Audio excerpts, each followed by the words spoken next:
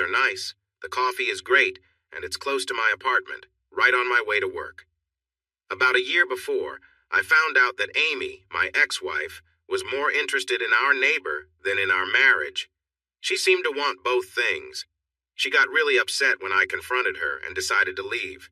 We were divorced about 4 months later, despite her saying things like, "It didn't mean anything," and "I still love you."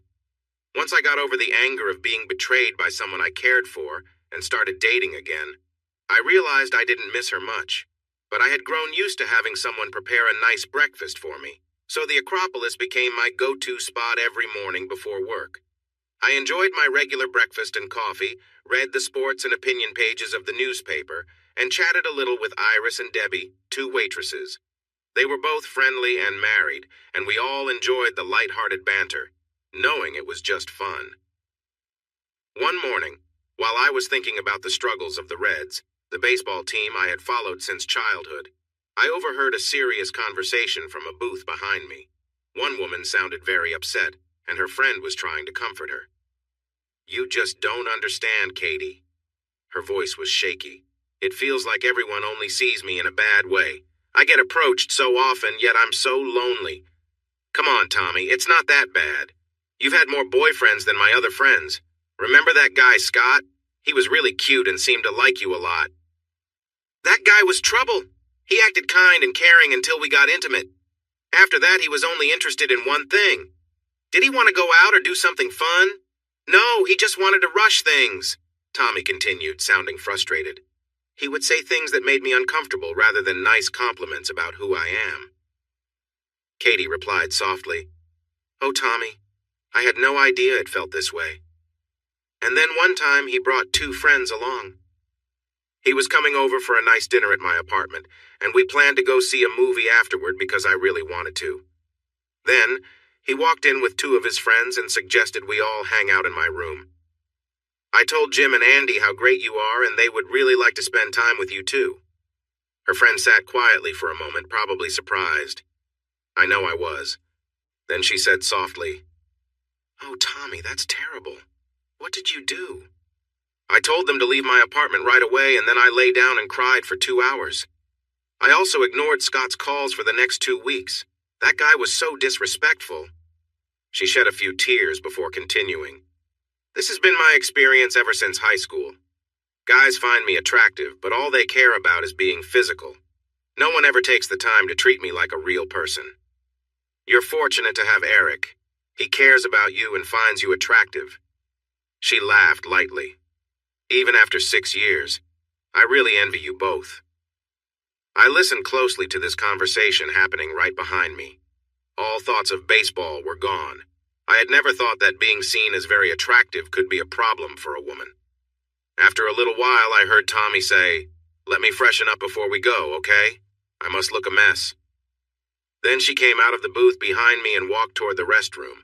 From the back, she looked nice, but not out of the ordinary. She was of average height with blonde hair that fell just past her shoulders, and she wore a casual summer dress that reached down to her knees.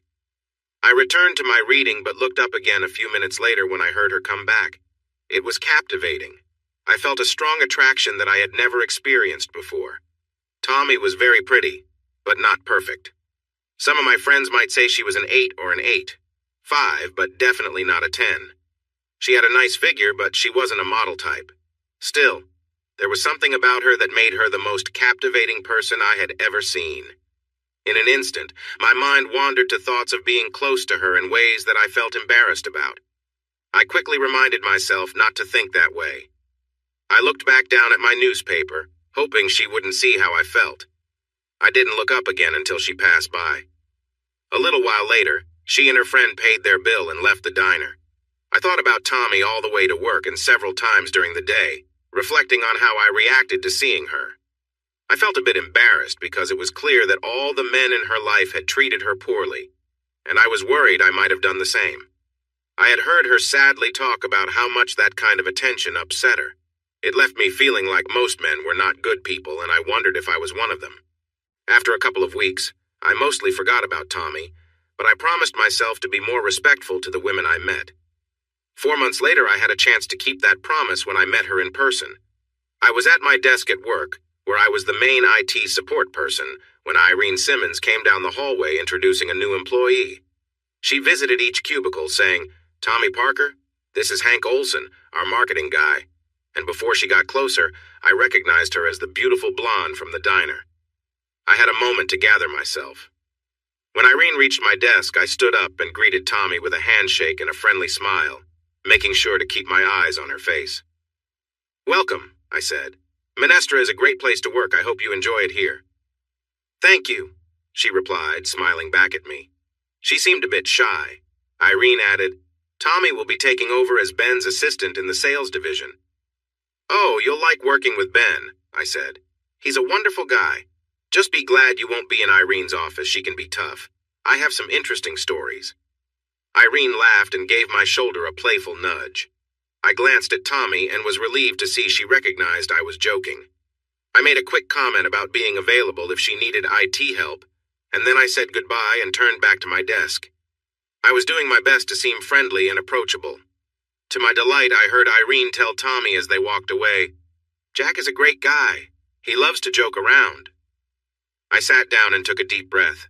Seeing Tommy affected me just like the first time. She was incredibly attractive in a way I couldn't fully explain. If she had come back and suggested I leave my job right away, I would have seriously considered it. But I kept remembering the conversation I'd overheard, her sadness at being viewed only as an object, and I was determined to show her I was different.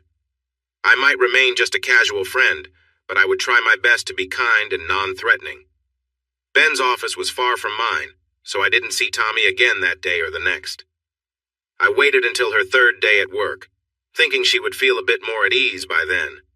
Around 11 o'clock, I headed over to Ben's assistant's desk. "Hi, it's Tommy, right?" I said, pretending I wasn't sure about her name. "I'm Jack from IT. How are you finding everything so far?" She smiled back at me, friendly but a little cautious. For a minute or two, we chatted nicely. I then suggested, "There's a nice lunch place called Armando's over on Fletcher Ave, just a few blocks away. Would you like to join us for lunch today?" I noticed her expression change, and before she could respond, I quickly added, "Oh, sorry. I didn't mean to make it sound like I was asking you out." "There's a group of 6 or 7 of us who usually eat there," I explained. "Hank Olson, whom you've met, and 2 women from marketing, along with Irene sometimes and a few others. We'd love for you to join us only if you're free, of course." She seemed to relax, and after thinking for a moment, she replied, "That sounds nice, actually. I don't know this part of downtown very well." "Great," I said. "We usually meet by the elevators around 12:15. See you then?" "Okay," she said, giving me a warm smile. I went back to my office feeling good about our conversation. Tommy joined our lunch group most days, and within a couple of weeks, she fit right in. At first, she was shy and didn't speak much, but she laughed at the jokes among us. As she got more comfortable, she even started to share her own playful comments. There was just one thing that bothered me, though others didn't seem to notice. The men in our group acted a little differently around her. Morty and Ted from accounting couldn't seem to keep their eyes off her. Even Hank Olson, who was happily married, would glance at her when he thought no one was watching. Everyone in our group knew each other well, so there was no obvious flirting. It would have been awkward in that setting. Still, I could sense that the other guys shared the same attraction to Tommy that I had felt when I first saw her. As for me, those feelings were still there, but had changed after I overheard something unsettling that day in the diner. I felt sorry for her, a kind, friendly person who couldn't control how the men reacted to her. She never flirted. Her teasing was light and about work, or small things, like the time Morty wore mismatched socks. She must have known what the men in the group were feeling. I wondered if the women noticed it too. One day, I overheard Irene and Leanne quietly chatting by the water cooler. "I just don't see what's so special about her," Leanne whispered. "She's pretty, I guess, but why do all the guys seem so fascinated by her?" Leanne was 42 and unmarried, and she could be a bit sharp-tongued. Irene replied gently, "I know what you mean, Leanne, but it's not Tommy's fault. She's friendly, but she dresses modestly, and I've never seen her flirt with anyone. Did you notice how she always sits facing the wall so she doesn't have to deal with the attention from the guys?"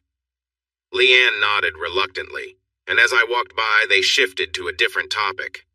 A few days later, I walked into the men's room to find Morty and Ted washing their hands. It was clear who they were discussing. "I just can't believe how much she captivates me. It feels like I've never seen a woman before," Ted exclaimed. "I know," Morty agreed. "It's almost embarrassing. Have you had any luck?" "Not a chance. She's always kind, but she's turned me down 4 times. No dinner, no movie, no walks after work, nothing. Maybe she likes women." They both laughed, and Morty added, "That would be a shame." "Hey, Jack," he said, turning to me. "What about you? Have you tried asking Tommy out?" "No," I replied casually. "I haven't asked her out yet. She is kind of pretty, I'll admit." "Pretty? She's amazing," Ted exclaimed. "She's the most attractive person I've ever seen. Honestly, I'd do anything for a chance." I laughed and said, "Thanks for that thought, Ted. Maybe you should just ask her out and see what happens." As I left the men's room, they were still discussing her.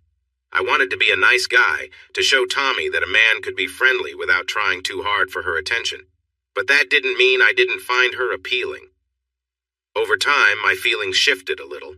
She was still attractive, but after a few weeks I got used to it, and my strong desire didn't overwhelm me as much. I began to think more about what a wonderful person Tommy was. She was thoughtful and kind, and I genuinely enjoyed spending time with her.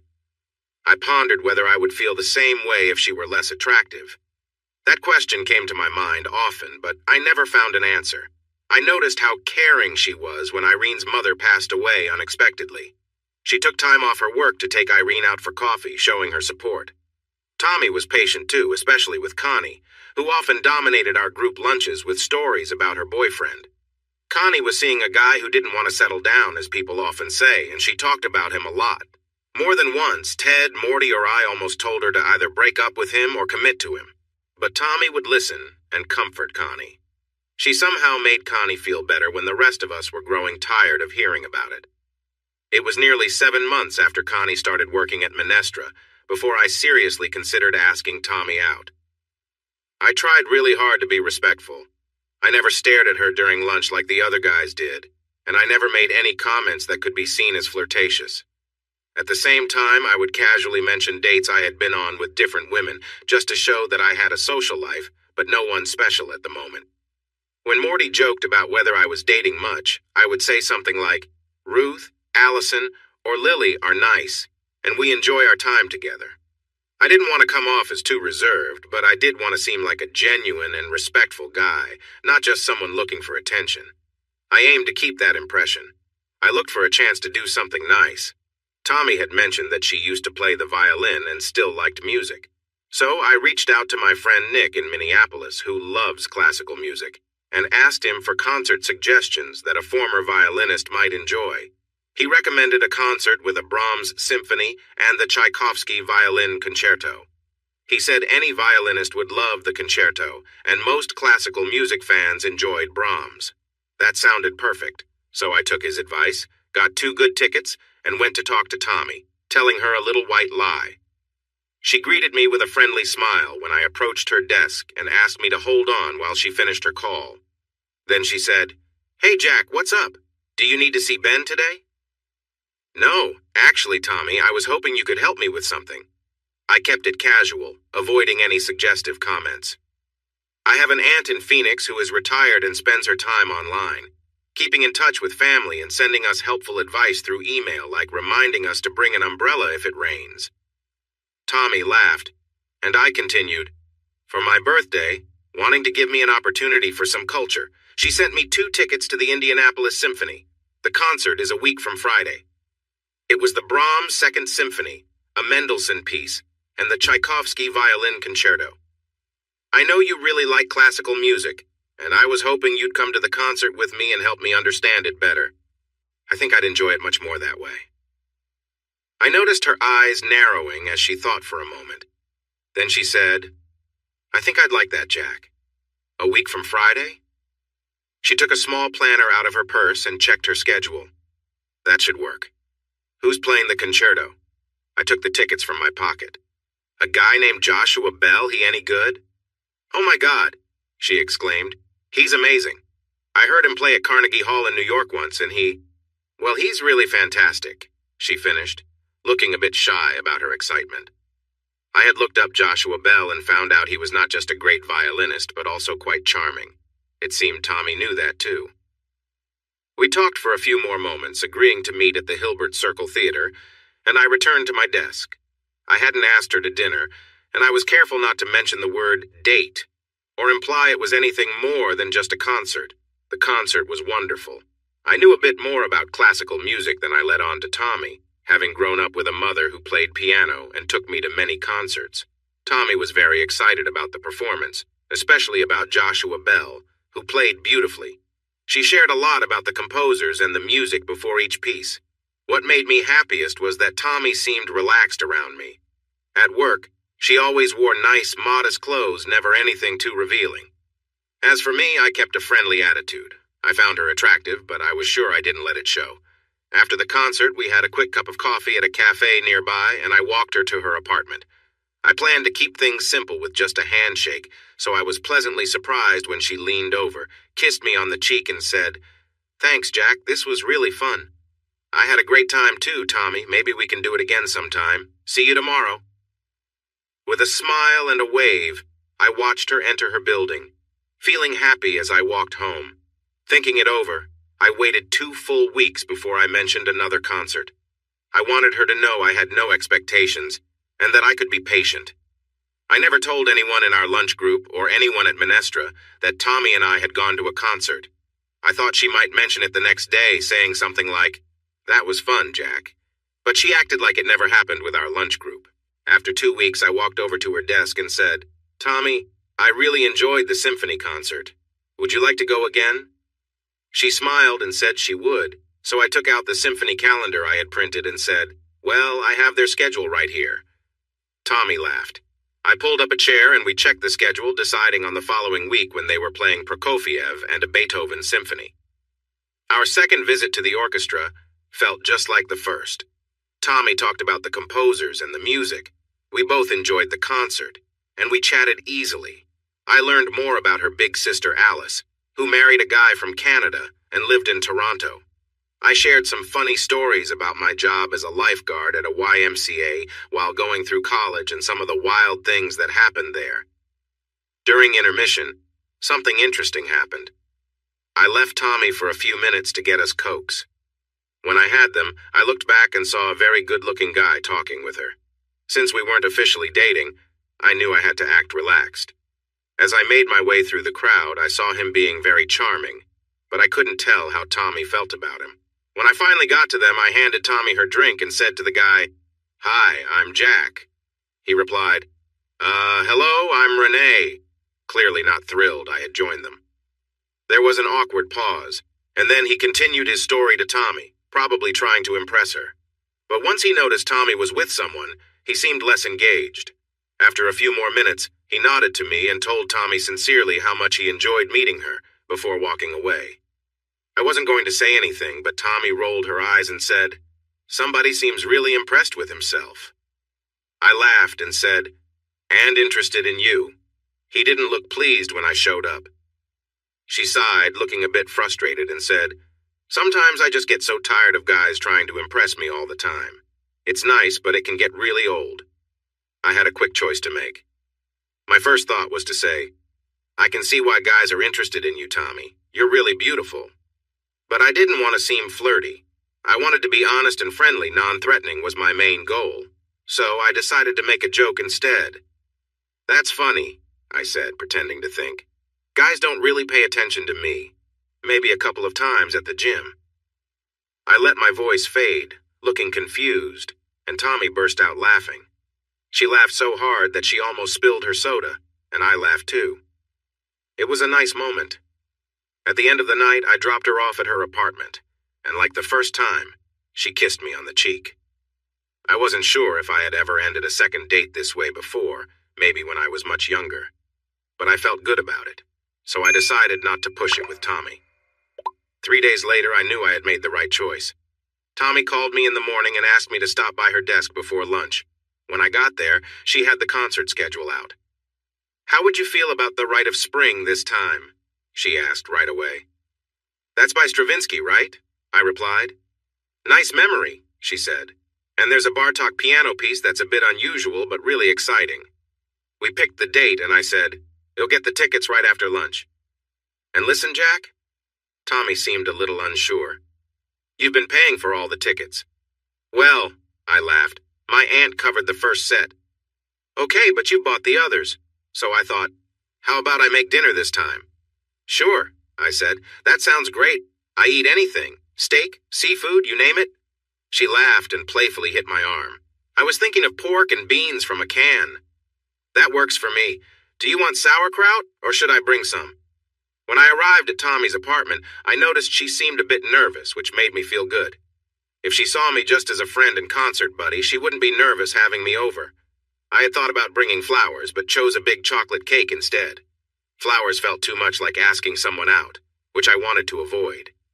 She opened the box and exclaimed, "Wow, this looks amazing and rich. You'll need to work out more this weekend, but it's worth it. Thanks, Jack."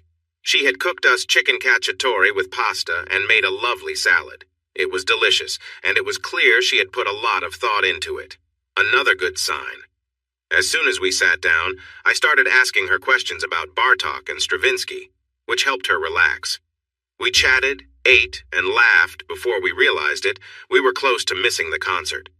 "Oh no," Tommy said, glancing at the clock. "We should hurry." "I'm sorry, Jack, we didn't even get to the cake." "How about if we come back and have dessert afterward?" That sounded great to me. "Sure, Tommy, just grab your coat." I cleaned up the dishes and left them by the sink in her kitchen, and we stepped outside. Stravinsky's Rite of Spring was not really my favorite. Picture 100 musicians on stage, all playing loudly and trying to outdo each other for over half an hour. I wouldn't mind if I didn't hear that again soon. But the Bartok piano concerto was enjoyable, and being with Tommy, my main reason for being there, was wonderful. She seemed more relaxed and happy with me than ever, laughing and joking, sometimes touching my arm. During intermission, when I went to get sodas, I noticed her.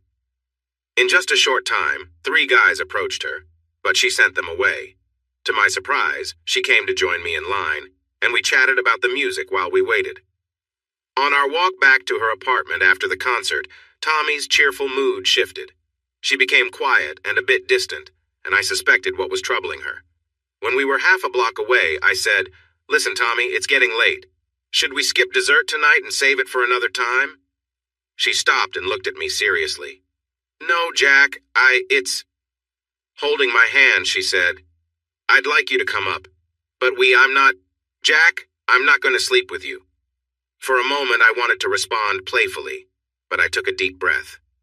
Instead, I smiled and said, "That's fine, Tommy." After a moment, I added, "I would just be really disappointed to go home without a piece of that cake." That made her laugh, which eased the tension. Once we were inside, I headed straight for the sink to wash the dishes. Tommy looked surprised, but then smiled and said, "Well, you certainly are full of surprises." While I finished the dishes, she put away the leftovers, made coffee, and cut us some cake.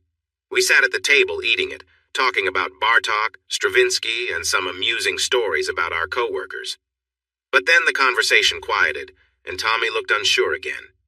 Not wanting to push her, I stood up and said, "Thank you again for dinner, Tommy. It was wonderful, and the whole evening was fun." I walked around the table and gently helped her to her feet. Looking into her eyes, I said, "I'd like to cook for you next time. Would that be okay?" I felt pleased when she took my hand and walked with me toward the door. "Yes, Jack, and you know I enjoy filet mignon and lobster too." The smile on her face made it clear that she would welcome a goodnight kiss, so I held her gently and gave her a sweet kiss. Nothing forceful, just warm and caring. When I released her, she smiled and said, "Good night, Jack," then kissed me back and squeezed my hand before letting go. As I walked back to my apartment, I couldn't stop smiling. On one hand, this was the slowest courtship I could imagine, especially for 2 grown-ups. It felt like being back in high school in the Midwest, in the 50s. But on the other hand, I was really enjoying myself. Tommy was beautiful, smart, and had a great sense of humor. She seemed to be interested in me, though a bit cautious. What was there not to smile about? Our next date was a simple Friday night dinner at my place. There was nothing at the symphony that Tommy wanted to see, and I think she was starting to feel comfortable with us dating. We didn't need to pretend it was just about her teaching me music anymore. I'm a pretty good cook. I did a lot of the cooking when I was married to Amy. So I made marinated grilled lamb chops, risotto, and an avocado salad as a little surprise. When Tommy arrived, I showed her around my cozy two-bedroom condo, which I kept clean. Then she sat at the kitchen table while I finished the risotto and dressed the salad, and we carried the food out to my small dining room table. "This looks really nice, Jack," she said with a smile. "I'm impressed." "Oh, I almost forgot. Please sit down and close your eyes for a moment. I remembered what you told me." She looked at me with curiosity, but I just waited, and then she smiled and closed her eyes. I reached into my pocket and pulled out 2 small slips of paper, placing them on her plate. "Okay, open your eyes." She opened them, looked at her plate with confusion for a second, and then burst out laughing. In front of her were 2 small pictures from a cooking magazine, one of a stunning filet mignon and one of cooked lobsters. She giggled and said, "Well, that looks delicious." I replied, "You know we don't get paid much at Minestra, so we can't have filet and lobster all the time. But speaking of which, when is your birthday?" "June 28th, she replied. "All right, for your birthday, I'll take you out for surf and turf. Deal?" "Deal," she said, standing up to give me a gentle kiss on the lips. "I love your surprises, Jack," she said. Then we sat down to enjoy our dinner, talking, joking, and having a wonderful time together. I started to feel quite hopeful that something special might be happening with this fun and charming woman, and it filled me with joy. After we enjoyed dessert, which was a delicious apple pie Tommy brought, we found ourselves side by side, washing and drying the dishes. We gently bumped into each other every now and then. Tommy agreed to have another cup of coffee, so I poured us both a cup and took them into the living room. We sat close together on the sofa, talking, and when it got quiet, I noticed her looking at me with a small smile. I leaned in to give her a quick kiss, ready to pull back if she seemed hesitant. She wasn't hesitant at all, and we shared a sweet kiss while holding each other for about half an hour. Holding her made me want to be near her even more, and I was careful not to rush anything because I didn't want to scare her away. Finally, I thought it was the right moment, so I softly moved my hand down her arm, touching her gently. At first, she seemed to enjoy it and kissed me a bit more, but then after a moment she pulled back with a worried look on her face. I paused as tears began to fill her eyes. "Jack, I'm sorry, Shh, I said, bringing her back to me, resting her head on my shoulder. "It's okay. I love just being here with you." She relaxed a little bit, and I began to rub her head gently. I learned this from my dad when I was a kid. There's something wonderful about a gentle head rub. It can be so calming. I used to enjoy it when he did it for me, especially when I had trouble sleeping. I noticed that many women appreciated this too. It wasn't a way to win someone's affection exactly, but it felt like a kind and caring way to connect. I continued to rub Tommy's head for a few minutes, and she relaxed against me. Then, I shifted her so she could lie down with her head on my lap, letting me use both hands to gently massage her scalp. She made little happy sounds as I moved my fingers through her hair. I kept massaging for a while, and when I finally slowed down, she looked so peaceful, nearly falling asleep against my leg.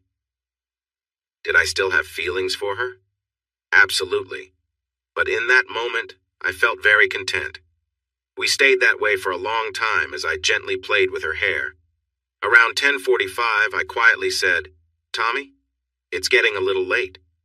She sat up looking a bit dazed and said, "Wow, I think I dozed off." She stretched, fixed her hair, and then looked at me with a serious expression. "Jack, that was the nicest thing any man has ever done for me. Come here." She reached for me and pulled me into her arms, giving me a warm kiss. After a moment, we found ourselves kissing again, this time with more urgency. She stood up, helping me to my feet as we continued to embrace until she asked, "So, when you showed me around, Jack?" "Yes?" I wasn't sure where she was going with this. Then she smiled and said, "I didn't really see your bedroom well. Can I check it out again?" What can I say about Tommy's first night with me? On one hand, it was like many first nights.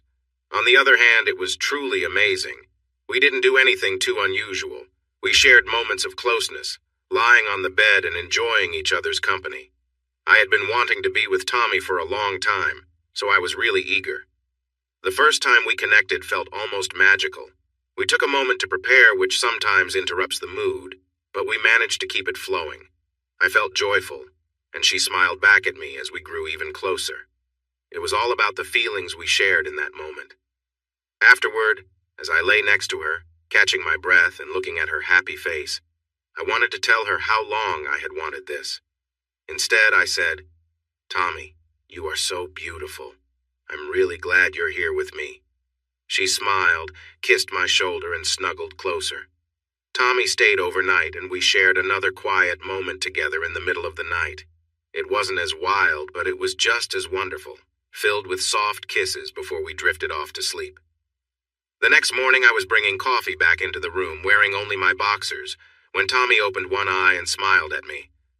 "Oh my God, that looks nice," she said. And I asked, "Me or the coffee?" "Both, actually, but I meant the coffee," she said. We enjoyed our drinks, sitting comfortably together against the headboard. I asked, "What do you want to do today? How about packing a picnic and heading to Brookside Park?" Tommy looked thoughtful, an expression I couldn't quite place, and then she asked, "Can I take a shower, Jack? Then we can talk." I got her a towel, gave her my bathrobe, and took her breakfast order. When she came out, looking and smelling great, we had fried eggs, English muffins, orange juice, and more coffee. I hoped she would ask me to marry her right then, but she just smiled and said, "Wow, that looks nice." "Go ahead and start. I'll be just a second." I took a quick shower, put on some shorts and a t-shirt, and hurried back to the kitchen. "So," I said while we were eating, "what do you think about a picnic? Or would you rather do something else? We could rent bikes and ride around or go to a movie." She looked a bit uncertain and said, "I'm not sure I'm ready for that, Jack. I mean, spending another day together." I must have looked confused. She sighed and continued, "It's a long story and not one I'm ready to share right now. Let's just say I'm feeling cautious.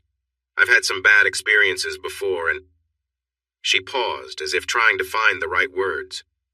I smiled at her, hoping to reassure her. "It's okay, Tommy. I'd much rather take our time and get it right. But you need to listen to me for a minute, all right?"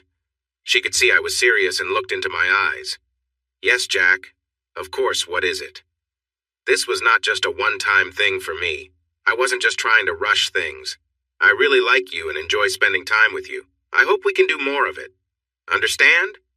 I added a playful scowl, and she gave me a lovely smile. "Yes, sir," she said, giving me a playful salute. "And Jack, it's not that I thought that about you. It's just that I haven't trusted my instincts lately." "As long as you don't give up on me," I replied. "I can go as slowly as you want." She came around the table, sat on my lap, and put her arm around me. "Thank you, Jack," she said, and we shared a sweet moment together. I couldn't say I was fully happy about her hesitation. In fact, it felt a little frustrating. Knowing about Tommy's past from what I had heard at the diner, I understood her feelings. Even so, I had hoped our wonderful night together would have helped her feel more comfortable. I called Allison to see if she was free that evening. I had known her for a couple of years, and we got together from time to time. Our meetings usually involved a lot of fun. That Saturday night, we went out for dinner, had drinks at her place, and enjoyed each other's company. I liked spending time with her, but it felt a little empty. I suppose it felt like a casual connection. Not bad at all. But the night before was something special. On Sunday, I was cleaning my apartment and listening to a baseball game online when Tommy called me. "Hey, Jack, it's Tommy. How are you?" "I'm good now that I'm talking to you. How's your weekend been?" We talked for a few minutes, and then she said, "Are you free next Saturday night? I'm having dinner at Prestissimo with my friends Katie and Eric. It'd be great if you could come." When Saturday arrived, we had a lovely evening. Katie and Eric were friendly and easy to talk to. I asked how Katie and Tommy met. They were in the same economics class in college. Tommy and I shared stories about life at Minestra, and we laughed a lot. I knew Tommy invited me partly so her friends could get to know me. I recognized Katie as the woman I had heard talking to Tommy at the diner, but I didn't mention it. After dinner, Eric invited us to their home in the suburbs for coffee. He promised to drive us back, and we agreed. They had a nice ranch house in a peaceful neighborhood, and we sat on their deck enjoying the calm evening. Katie asked Tommy to help her in the kitchen, and as they walked away, Eric noticed me chuckling. "What's up?" he asked with a smile. I replied, "I don't always understand women, but I have a pretty good idea of what's happening here." He smiled and said, "So you think they're talking about you?" "Exactly. And I guess you and I are meant to have a man-to-man chat so you can share your thoughts about me with Katie later." He laughed and said, "I guess it was a bit obvious. So tell me your secrets." I leaned in and said with a straight face, "When I was 9, I threw a banana peel into a mailbox." Eric burst out laughing. "Really?" I nodded, and soon we were sharing stories about silly or risky things we did as kids. He was laid back and funny, and I really enjoyed talking with him. When Eric dropped us off at Tommy's apartment, we stood outside and talked for a moment after he left. "How did I do?" I asked. She seemed a little shy. "Was it that obvious?" "No, but I figured you wanted to know what they thought of me. Honestly, I feel really flattered that you invited me to meet them. I can tell they are close friends of yours, and I like them a lot." She wrapped her arms around me. "Well, they liked you too, and so do I." She gave me a kiss and then another one. "Do you want to come up?" I replied carefully. "Only if you want. If tonight doesn't feel right, we can wait." In a soft voice, she said, "That was the perfect answer. It feels right to me." We spent the night together, and it was even better than the first time. We felt more relaxed and sure of each other. Holding her close brought me more happiness than I had ever known. In the morning, we showered together. Then Tommy made us breakfast, and we talked and enjoyed our meal until about 1 p.m. I was getting ready to leave since she had plans with a friend later that afternoon when she came up behind me as I buttoned my shirt and wrapped her arms around me. "Can I ask you something?" "Of course," I said as I turned to face her. She looked a bit unsure. I kissed her on the forehead and we sat on the bed together. "Jack, I waited, and she continued. "We haven't really talked about what we're doing, what we mean to each other." I said, "Well, I think we're just getting to know each other, and I'm enjoying every minute. I think you're amazing, Tommy, just so you know." She smiled, but still looked a little worried. "So, are you comfortable with, "Oh, Jack, what I'm trying to say is, are we becoming a couple? Are we exclusive?" Before I could respond, she went on, "Because I really can't handle a casual relationship. Opening up to someone is not easy for me, and I took her hand. If you're asking what I want, I'd like us to be a couple, an exclusive."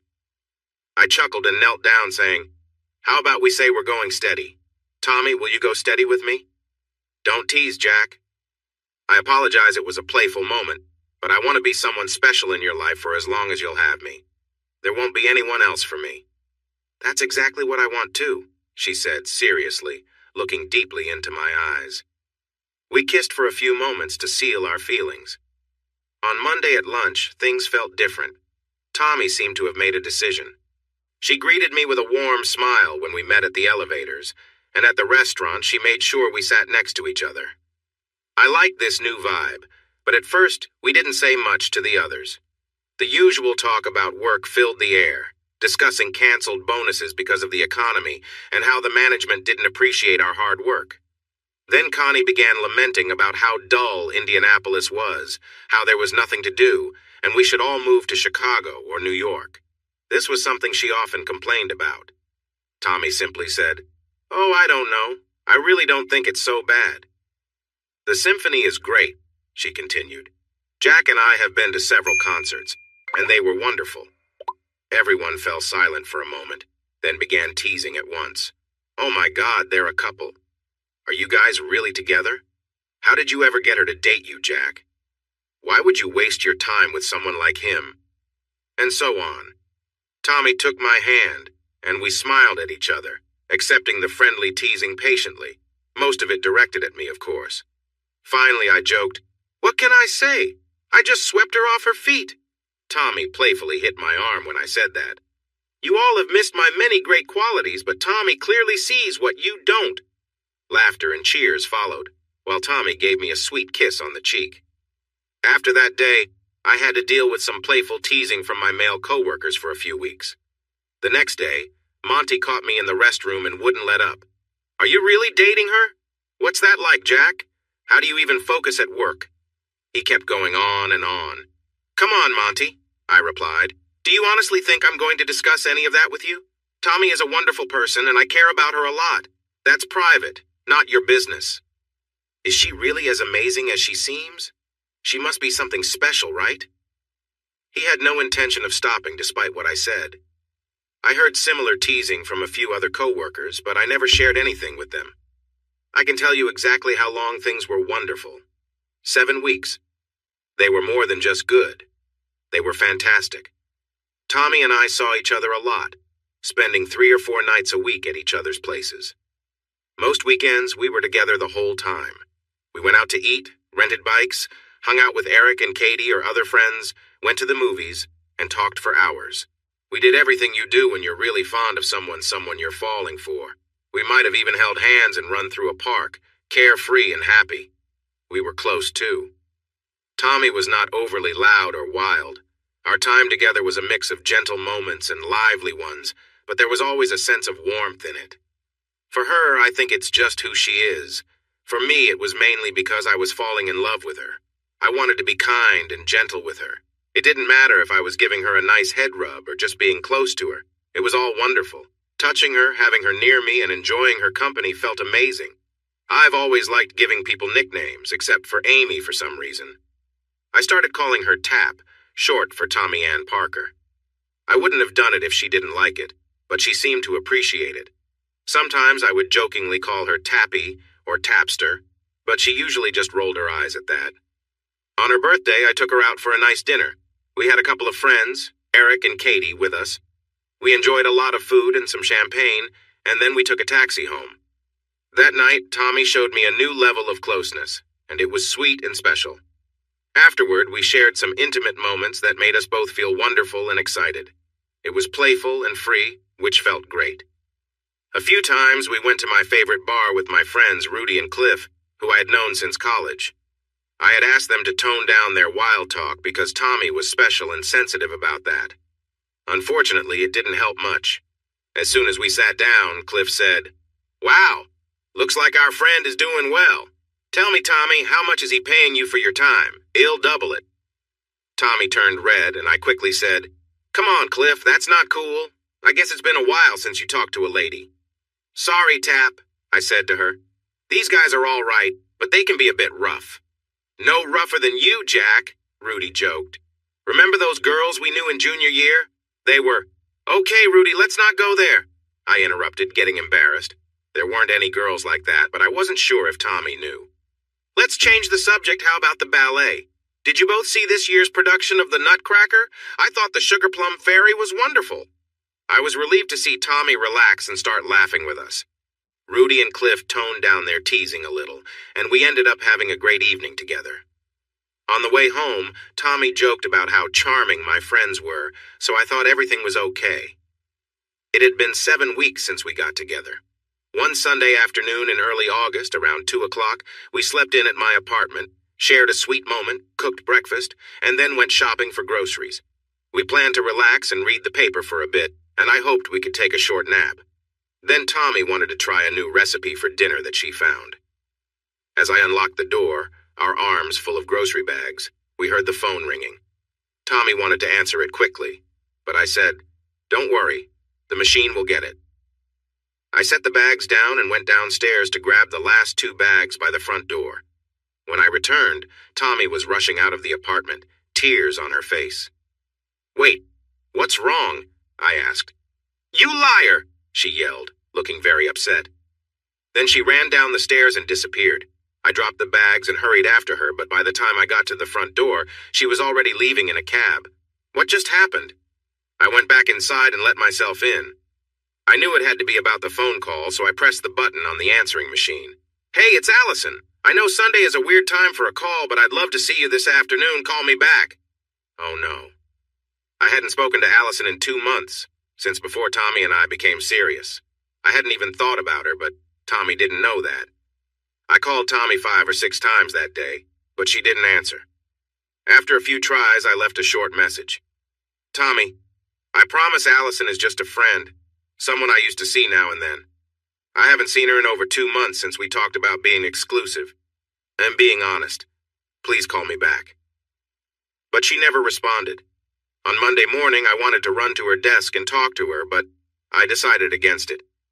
I skipped lunch with others and ate alone. That night, I called Katie and had a long talk with her.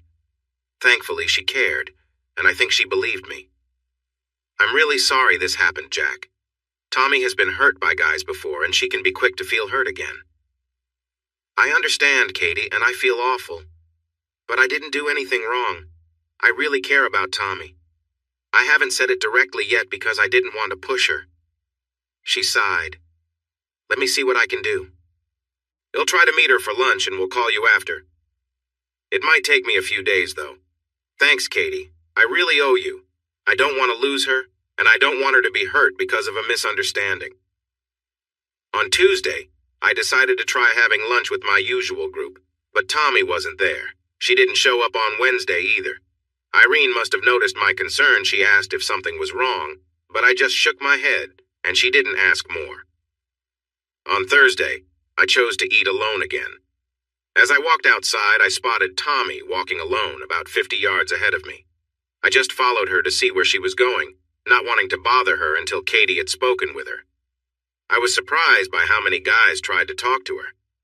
It was lunchtime and the streets were busy, but in just 3 blocks, it felt like 8 or 10 guys approached her. I couldn't see how she responded, but she managed to send them away. One guy kept trying to chat for a block and a half until she pointed at him and raised her voice. I saw her go into a small cafe, so I went somewhere else for lunch, thinking about Tommy and what it must be like to get that kind of attention all the time. No wonder she was careful. That night after dinner, Katie called me. She's feeling better, Jack. We had lunch downtown today. She has calmed down a lot, and I can tell she misses you, even if she wouldn't say it. She started off crying to me about how you were just like the others who had hurt her, and I let her go on for a bit. After we ate, I told her about our talk and tried to show her that it wasn't what she thought. What really helped is that she trusts my opinion and knows I like you. In short, you should call her. I think she's ready to hear your side in person. Thank you, Katie. I really don't know what I would have done without you. It sounds cheesy, but it's true. I've been trying to be patient, but I was worried she'd give up on me without even trying. We ended the call, and I instantly called Tommy. When she picked up, I said, "Hi, Tommy, please don't hang up. Could you let me explain that message before you decide to cut ties?" "Okay, Jack," she replied, sounding sad. "Katie made me realize I should at least talk to you. Why don't we grab lunch tomorrow?" "If you want, I could be there in 10 minutes, I said, but she only sighed and said, "No, I don't think so. I don't want you at my place right now. Let's meet for lunch at 12:15, okay? Could we do dinner instead? I don't want our conversation to be rushed with work coming up." There was a pause, and then she agreed, though reluctantly. "Thanks, Tommy, I really appreciate it. How about we meet at the Acropolis Diner?" I didn't see Tommy at all the next day, and I skipped lunch with my group. When I got to the Acropolis at 5:45, she was waiting for me in a booth. She looked worn out and sad. I leaned down to kiss her cheek, but she pulled away and shook her head, so I just sat across from her. "Hello, Jack," she said quietly. "Let's order first, okay?" After we looked at the menu and gave our orders to the waitress, I said, "Can I go first, Tommy?" She nodded. "But I don't want any nonsense, Jack. If you're not going to be honest, we can just leave and go our separate ways." I noticed her eyes starting to glisten with tears. I reached across the table to take her hands. She tried to pull away, but I gently held on, and she relaxed. "Tommy, I love you. I haven't said it before because I didn't want to scare you, but I do. I want to explain Allison's message. I will tell you everything and answer any questions you have. If after that you want to walk away, well, I hope you won't. Let's just leave it at that." I smiled at her, and she managed a slight smile back. Before you and I started seeing each other, I went out with a few women, including Allison. They were all casual friendships. Allison and I were sort of friends who sometimes spent time together, but we weren't close. We saw each other every now and then, when one of us felt lonely. I haven't seen her since May, the night after the first Friday night you stayed with me. Tommy's face changed, but she stayed quiet, so I continued. I wanted to spend the next day with you, you remember? But you felt things were moving too fast and left. I was disappointed and a little hurt, so I called Allison and we met that night. We had dinner and spent time together. And when it was over, I missed you. I didn't feel guilty because we hadn't made any promises yet, but I wished I was with you instead of with Allison. I promise. I haven't talked to her or seen her since that night. The message you heard was just a typical call we used to make. She had no idea I was now in a relationship. I paused and leaned back.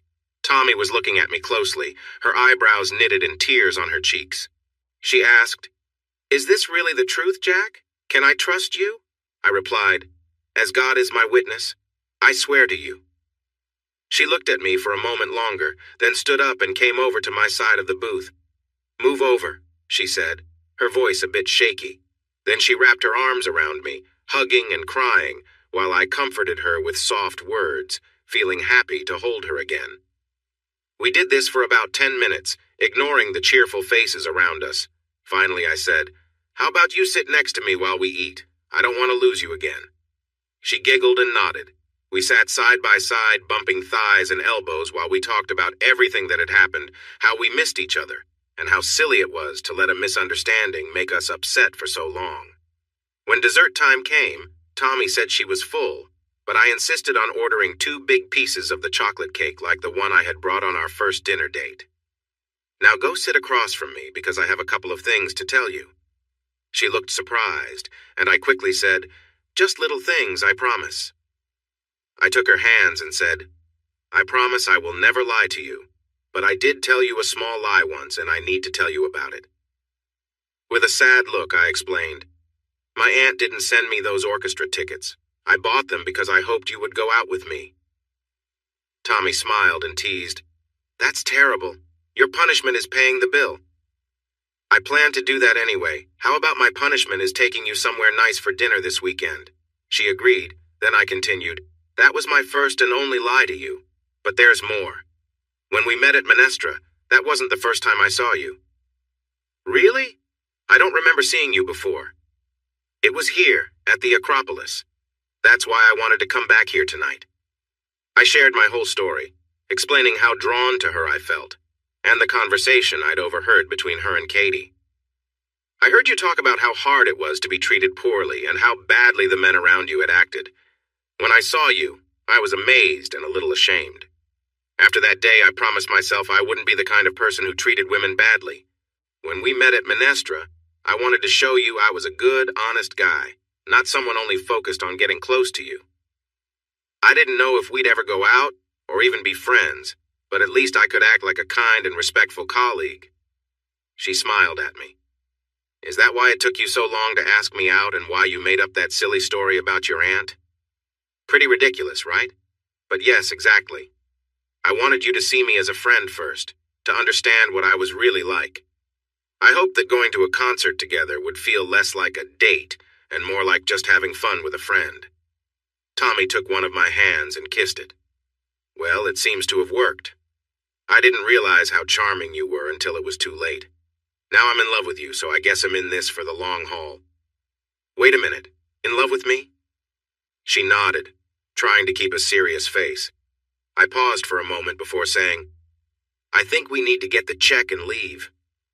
We were lying in my bed, Tommy cuddled up against me, and I wondered if I could be any happier. We had rushed back from the concert and jumped into bed, excited to be together. Afterward, we rested, cuddled, and kissed, and shared gentle moments again, filled with whispers and soft promises. Tonight was special because it was the first time we had said, "I love you," and it felt important to both of us. "Hey," she said softly, "are you asleep?" "Not yet," I replied, pretending to snore. She poked me. "I'm serious, Jack. I need to talk to you, but we can wait until morning if you prefer." "No, I'm awake." I shifted, sitting up against the headboard with a pillow behind me. "This sounds important." "It is. Well, not bad important.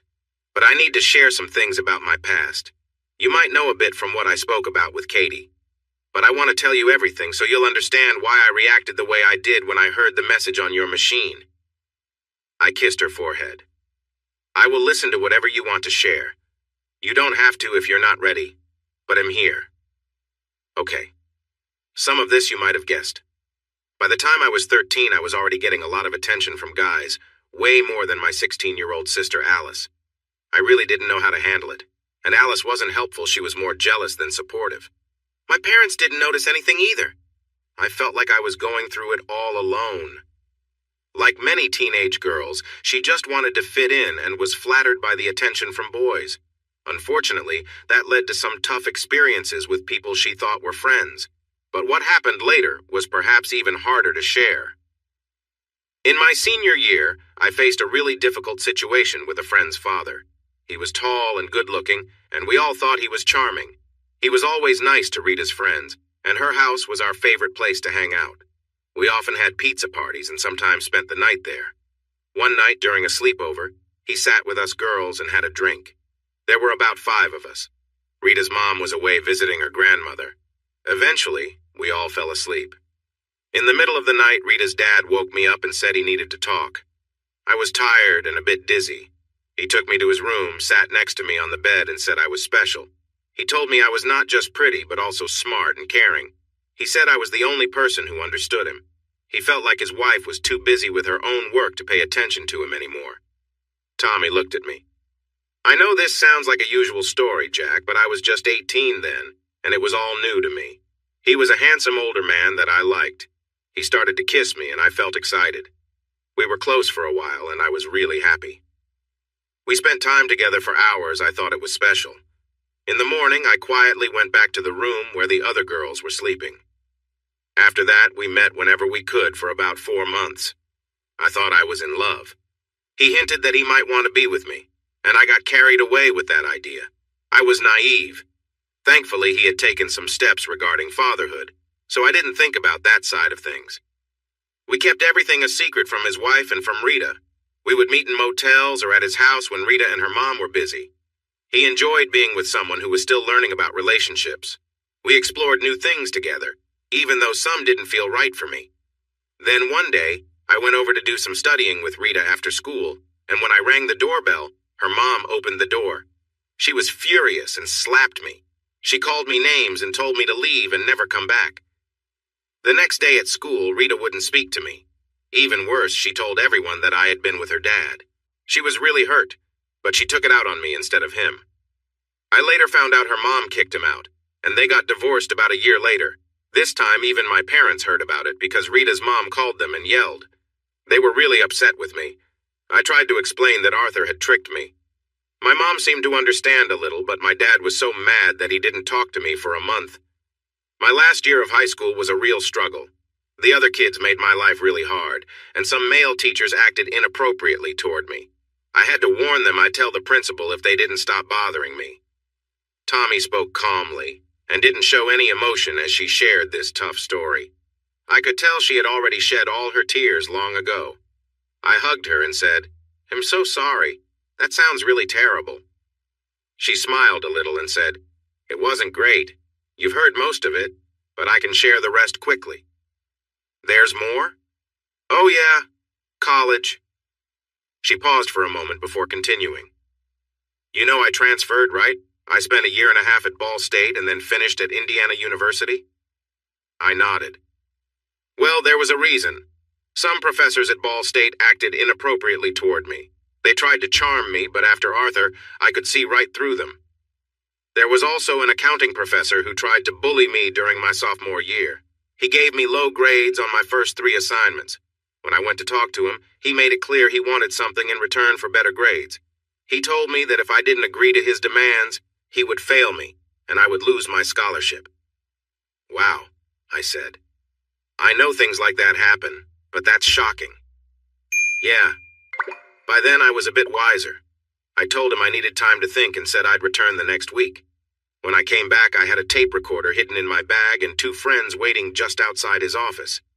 I got him to repeat what he had said about my grades and his demands, and then I reported him. I took the recording to the dean with my friends to support me, and he was fired within a week. "Good for you, that's great. Yes, but it was still a mess. They tried to keep my name out of it, but news spread quickly, and the student newspaper published an article with my name and photo, so it was clear I had to leave. My grades were good enough to transfer, so I applied to Indiana and left the next semester. She gave me a little kiss and said, "Almost done, just a bit more of Tommy's story. I could listen to you for hours.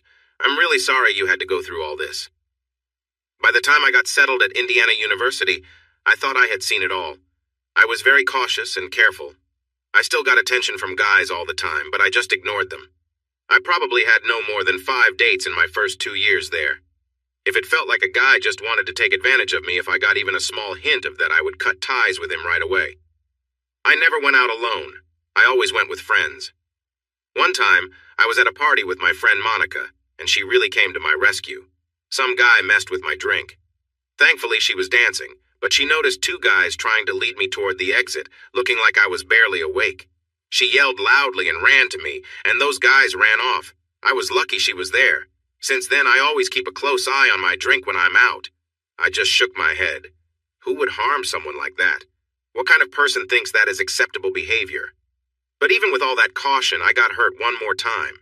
In my senior year, there was a grad student named Rick. My roommate introduced us at the student center. He had been her teaching assistant, and she thought he was a great guy. We dated for a couple of months, and he never pressured me for anything, always saying, "Whenever you're ready." Finally, I let my guard down and we became intimate. That's all he seemed to care about, day and night. I could hardly focus on studying. He had an apartment off campus, and I spent most of my time there. After about 2 months of this, he suddenly ended things with me. He broke my heart, saying, "It was fun, but I don't think we're meant to be." 2 weeks later, I saw him at a campus pub acting all sweet with someone else. Once more, I gently pulled her close and held her silently. "Nothing really special about that last story," she said. "Just another guy being inconsiderate. It happens all the time. But it's happened to me so many times. Since college, I've dated a lot and had a few boyfriends, but nothing too serious. Many men just left me when I didn't become intimate after a few dates. I'm 27 now, and I've only had 2 real relationships before you, Rick, and another guy named Scott from about a year ago." "I know about him," I replied. "You mentioned him to Katie in the diner." "It feels like a real struggle sometimes to be attractive," she exclaimed. "I look in the mirror and see that I'm appealing, reasonably pretty, but I'm not a model or anyone famous.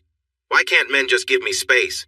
Why is it okay for them to approach me and say things like, 'I noticed you and was really interested,' or 'I'd love to take you on a fun trip'?" "Really?" I asked. "Yes, really. I've heard all kinds of comments like that. Some are just not respectful at all." "Well, I said carefully, I think you're beautiful too. But I also think you're funny, smart, caring, and really enjoyable to be around. And I like how you cook, and how you talk about music, and the silly way you load the dishwasher," I said, pausing after each phrase to kiss her neck, "and the way you leave your socks on in bed, and how you laugh at my silly jokes." I stopped talking because Tommy was giggling. I turned her head and we started kissing. We kissed for a long time. "I love you," I said. "I'm not the type to treat you badly, and I promise I will never do that." "I know that," she replied. After that dinner at the Acropolis and our wonderful time together, along with Tommy's long story about everything she had faced, things just got better. It felt like she trusted me more, and every moment we spent together made me happy, no matter what we were doing. I began to think seriously about marriage, but I knew I wouldn't take that step without talking to my brother David.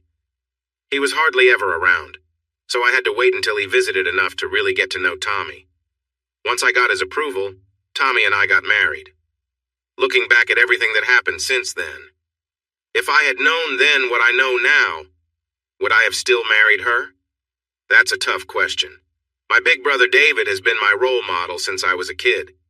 Not just because he was 8 years older, but because he was the shining star, an all-state lacrosse player in high school, had many girlfriends, and graduated at the top of his class at MIT with 2 majors, electrical engineering and international relations. I played lacrosse too, but I didn't make the starting team until my senior year. I had a couple of dates and one serious girlfriend, Darlene Brower, for about 2 months. I did well in school at Ohio State, graduating with a degree in computer science. I did okay, but I was no David. After college, I worked in a few IT jobs, first in Columbus, Ohio, and later in Indiana, eventually landing at Minestra. David, on the other hand, got a training internship right away and then a job traveling the world for IBM. But it wasn't really for IBM. David didn't talk much about his work, but I could tell he was involved in something secretive, CIA, NSA, or some other government agency, though I had no idea. I didn't ask because I didn't really want to know. Whenever someone asked him about his job, he had a vague but believable answer. The only thing I knew was that he was home in the U.S. just a few times each year, and you never knew where an email would find him. But that wasn't the only reason I admired him. He was also a fantastic big brother, a guide, protector, and friend. Our age difference meant we never felt competitive with each other. He truly looked out for me and gave me advice at every point in my life about girls, about school, about handling mom and dad, even about marrying Amy, though I didn't really listen. David had met Amy a few times, and we all spent time together during his rare visits home. He never directly told me not to marry her, but his lack of excitement was clear. I noticed it, but I ignored it. I was just 24, and in love. When I discovered she wasn't being honest with me and the marriage fell apart, David was there for me as a good friend without saying, "I told you so." He came to visit several times, allowing me to cry and express my anger about what happened. He helped me get back on my feet, and then he went back overseas to do his work. Now, 5 years after my first marriage ended, I was in love again. I wanted to marry Tap, but I knew I needed David to meet her first. I completely trusted his opinion, so I emailed him in August, and he arranged a quick visit to Indianapolis in late September. Tommy, David, and I spent all day Saturday together, went out for dinner, and then met for brunch the next day before I took him to the airport. "Wow, little brother, she is quite a woman," was the first thing he said when we were alone in the car. "I know," I replied. "It's almost overwhelming how much I want her. I can't help but worry about how other guys feel, too." "But," he said, "she really cares about you. She's kind, thoughtful, and funny. She's great." "Do you really think so? I need your honest opinion, David. I know what you thought about Amy. You weren't too fond of her, and you were right." He sighed. "Yeah, I was sorry about that, but Tommy feels different. I don't know her well, but I just get a different vibe." He laughed. "So why does she love you exactly?" "Honestly, I have no idea, but I'm not complaining. I guess she thinks I'm a decent guy.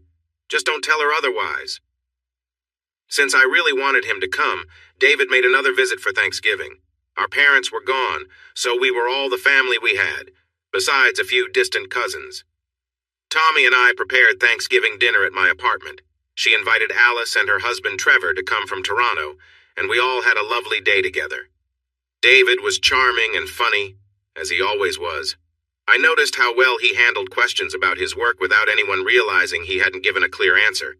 Alice seemed pleased that I did my share of the cooking, serving, and cleaning. It looked like Trevor was more of the old-fashioned type who believed those tasks were the woman's job, so this earned me some points with her. When I drove David to the airport on Saturday, we went early so we could enjoy a long lunch and have a serious conversation. I got straight to the point. "You've met her twice now, David, and spent time with both of us. You even met her sister. What do you honestly think?" "I like her a lot, Jack, but I told you that last time. What else do you want me to say?" "I'm not sure, to be honest. I want to marry her, and I guess I want your support. It's not just a blessing, but I want you to tell me you think I'm making the right choice this time." David was a very clever guy. He looked at me for a while. "Okay, Jack. Well, Tommy truly cares for you, and the two of you get along really well. I saw how you both handled Thanksgiving dinner sharing tasks, communicating effectively, being sweet and supportive with each other, with many little compliments and warm glances. I can tell she's smart, in addition to being really attractive. And she has a great sense of humor, although she seems to think you're funny, which I usually consider a bad sign." I nudged him lightly on the shoulder, typical brotherly teasing. "So, what's really bothering you?" he asked. "Me?" The question took me by surprise.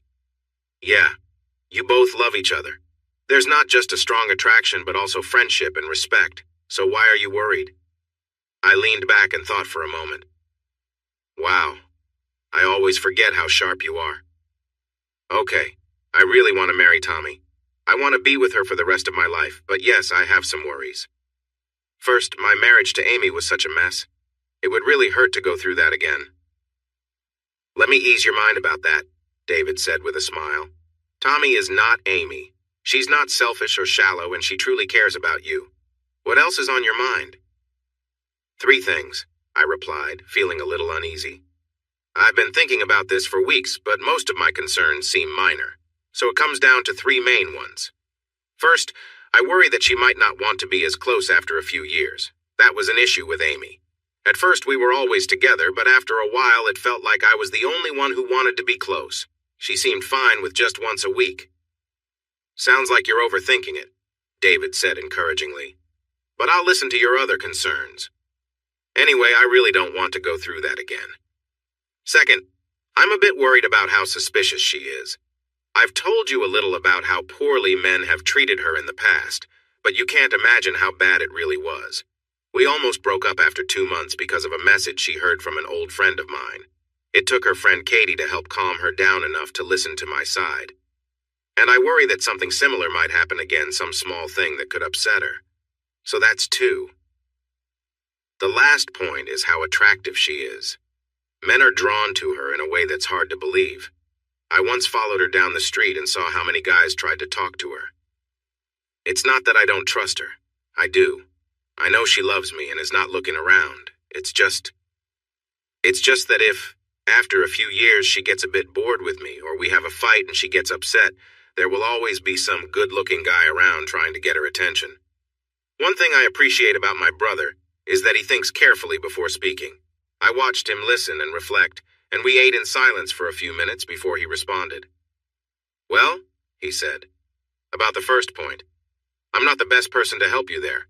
I've never been married or had a relationship last more than a few months. Really?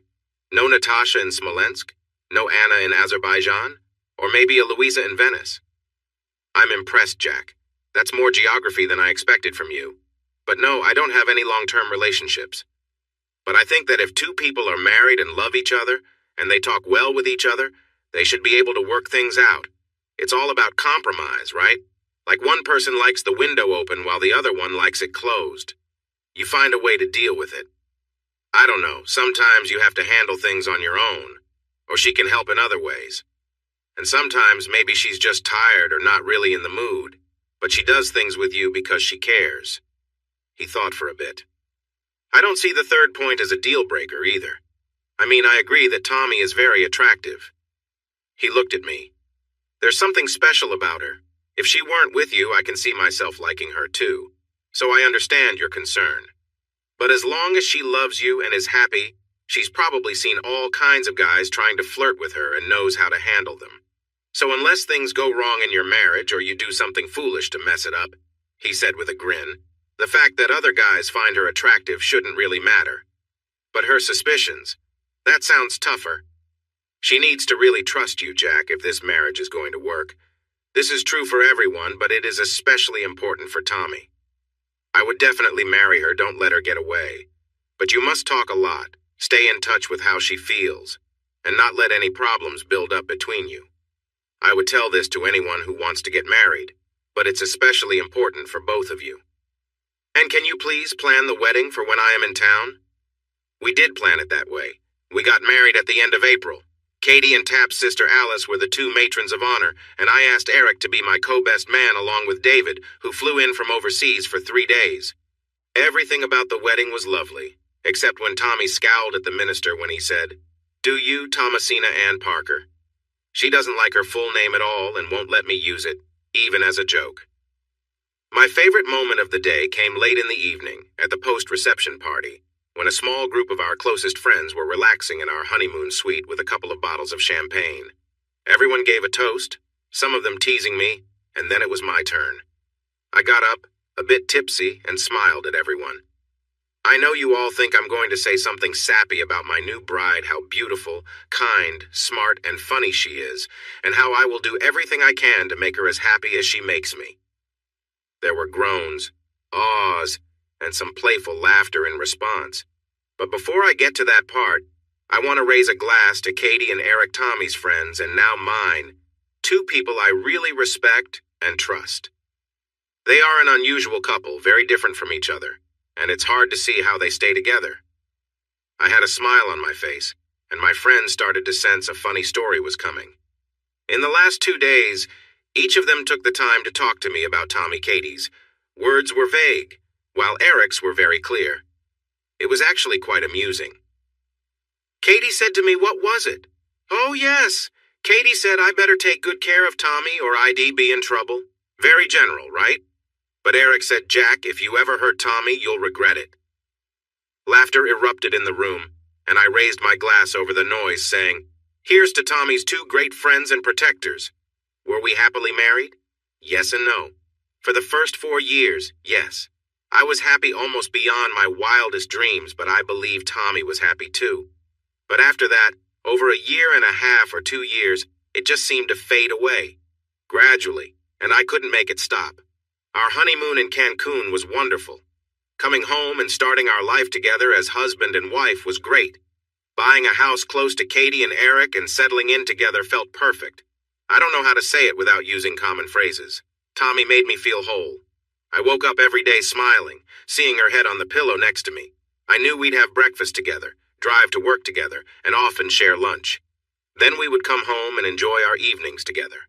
She was funny, supportive, surprising, and gentle. She loved me, and always showed me how much. Our intimate moments were amazing.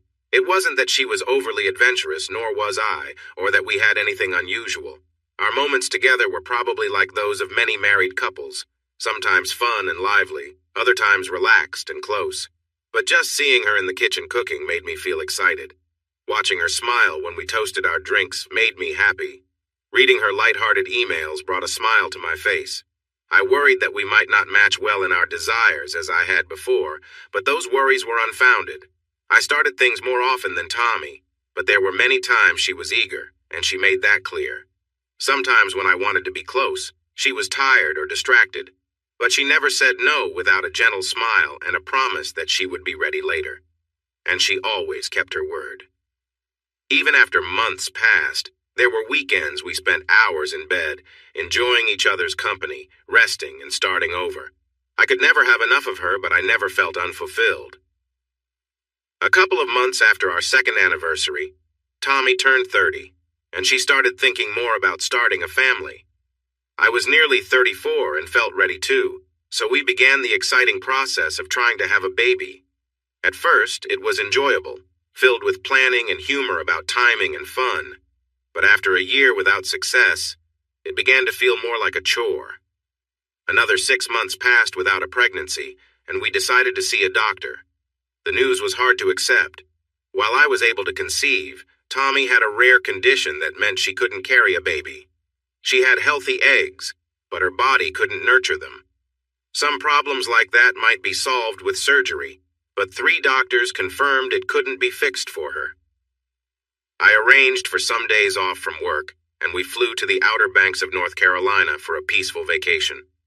We rested a lot, especially Tommy, who was feeling very down, and we spent time on the beach talking. Sometimes, she would just sit and cry while I held her.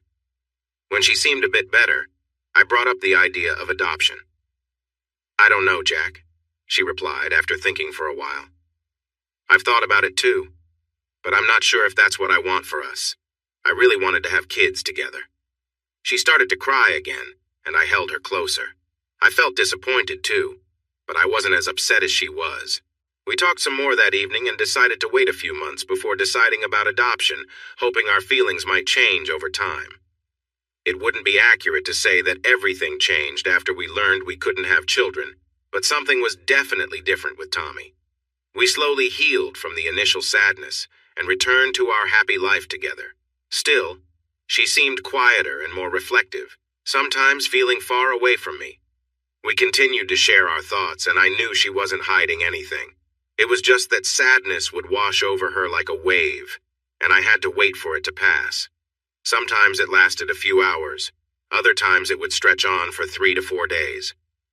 One October evening, during our drive home from work, she said, "Jack, I've been thinking about finding a new job." "Oh?" "I like Menestra, and it's wonderful to see you during the day." She smiled and squeezed my hand. "But I'm feeling a bit bored, and with everything about having kids, I think a change would be good for me. Something new and challenging." So, Tommy spoke with Ben, her boss, who said he would miss her, but would give her a great recommendation. She started looking for new opportunities. She had 4 or 5 interviews for jobs as an executive secretary or personal assistant, and received 3 callbacks. In the end, she was considering a job with Damon Eberson, who ran a large furniture business in Indianapolis called Grand Valley Limited. He owned around 180 stores across the Midwest and had several factories around the country. As you might expect, interviewing for jobs can be tricky, especially for someone like Tommy. It was hard to tell if she was being hired for her skills or her appearance. More than that, she had to figure out if the hiring manager would be treating her professionally. Tommy had faced these situations more than anyone should have, and she shared some of her experiences with me. One manager, from a law firm, was overly eager during the interview. When Tommy firmly told him that she was happily married, he quickly ended the interview. "Unpleasant man," she simply called him. "So tell me about this Eberson," I asked. "Do you think he would be a good boss?" "I didn't meet him in the first round of interviews, which I thought was a good sign. A man named Don Harrington, one of his vice presidents, spoke with me, and I thought it went okay. In the second round, I had lunch with Damon. He's a sharp-dressed guy, maybe in his mid-40s, really fit and tan, like he plays tennis a lot. He's shorter than you and very direct. He told me right away to call him Damon and said he didn't like formalities. We discussed what he needed in a personal assistant, and there's nothing I can't handle or learn to do. They are offering me about 20% more than what I earn at Menestra." She smiled. "That's enough to freshen up your closet a bit, dear." This was a joke between us. I didn't enjoy shopping and usually wore the same outfits. Tommy loved to take me shopping for new clothes. "Did you accept the job?" "Not yet." She looked at me seriously. "There's something we need to discuss. Damon travels often and wants me to join him on some trips, mostly to take notes and help plan. It could mean being away for a few nights at a time, maybe every other month. I told him I couldn't agree without talking to you first." I felt a bit uneasy. Not about Tommy, but about this man I didn't know. I was aware of how some men might see her. "Can you tell me how the conversation went?"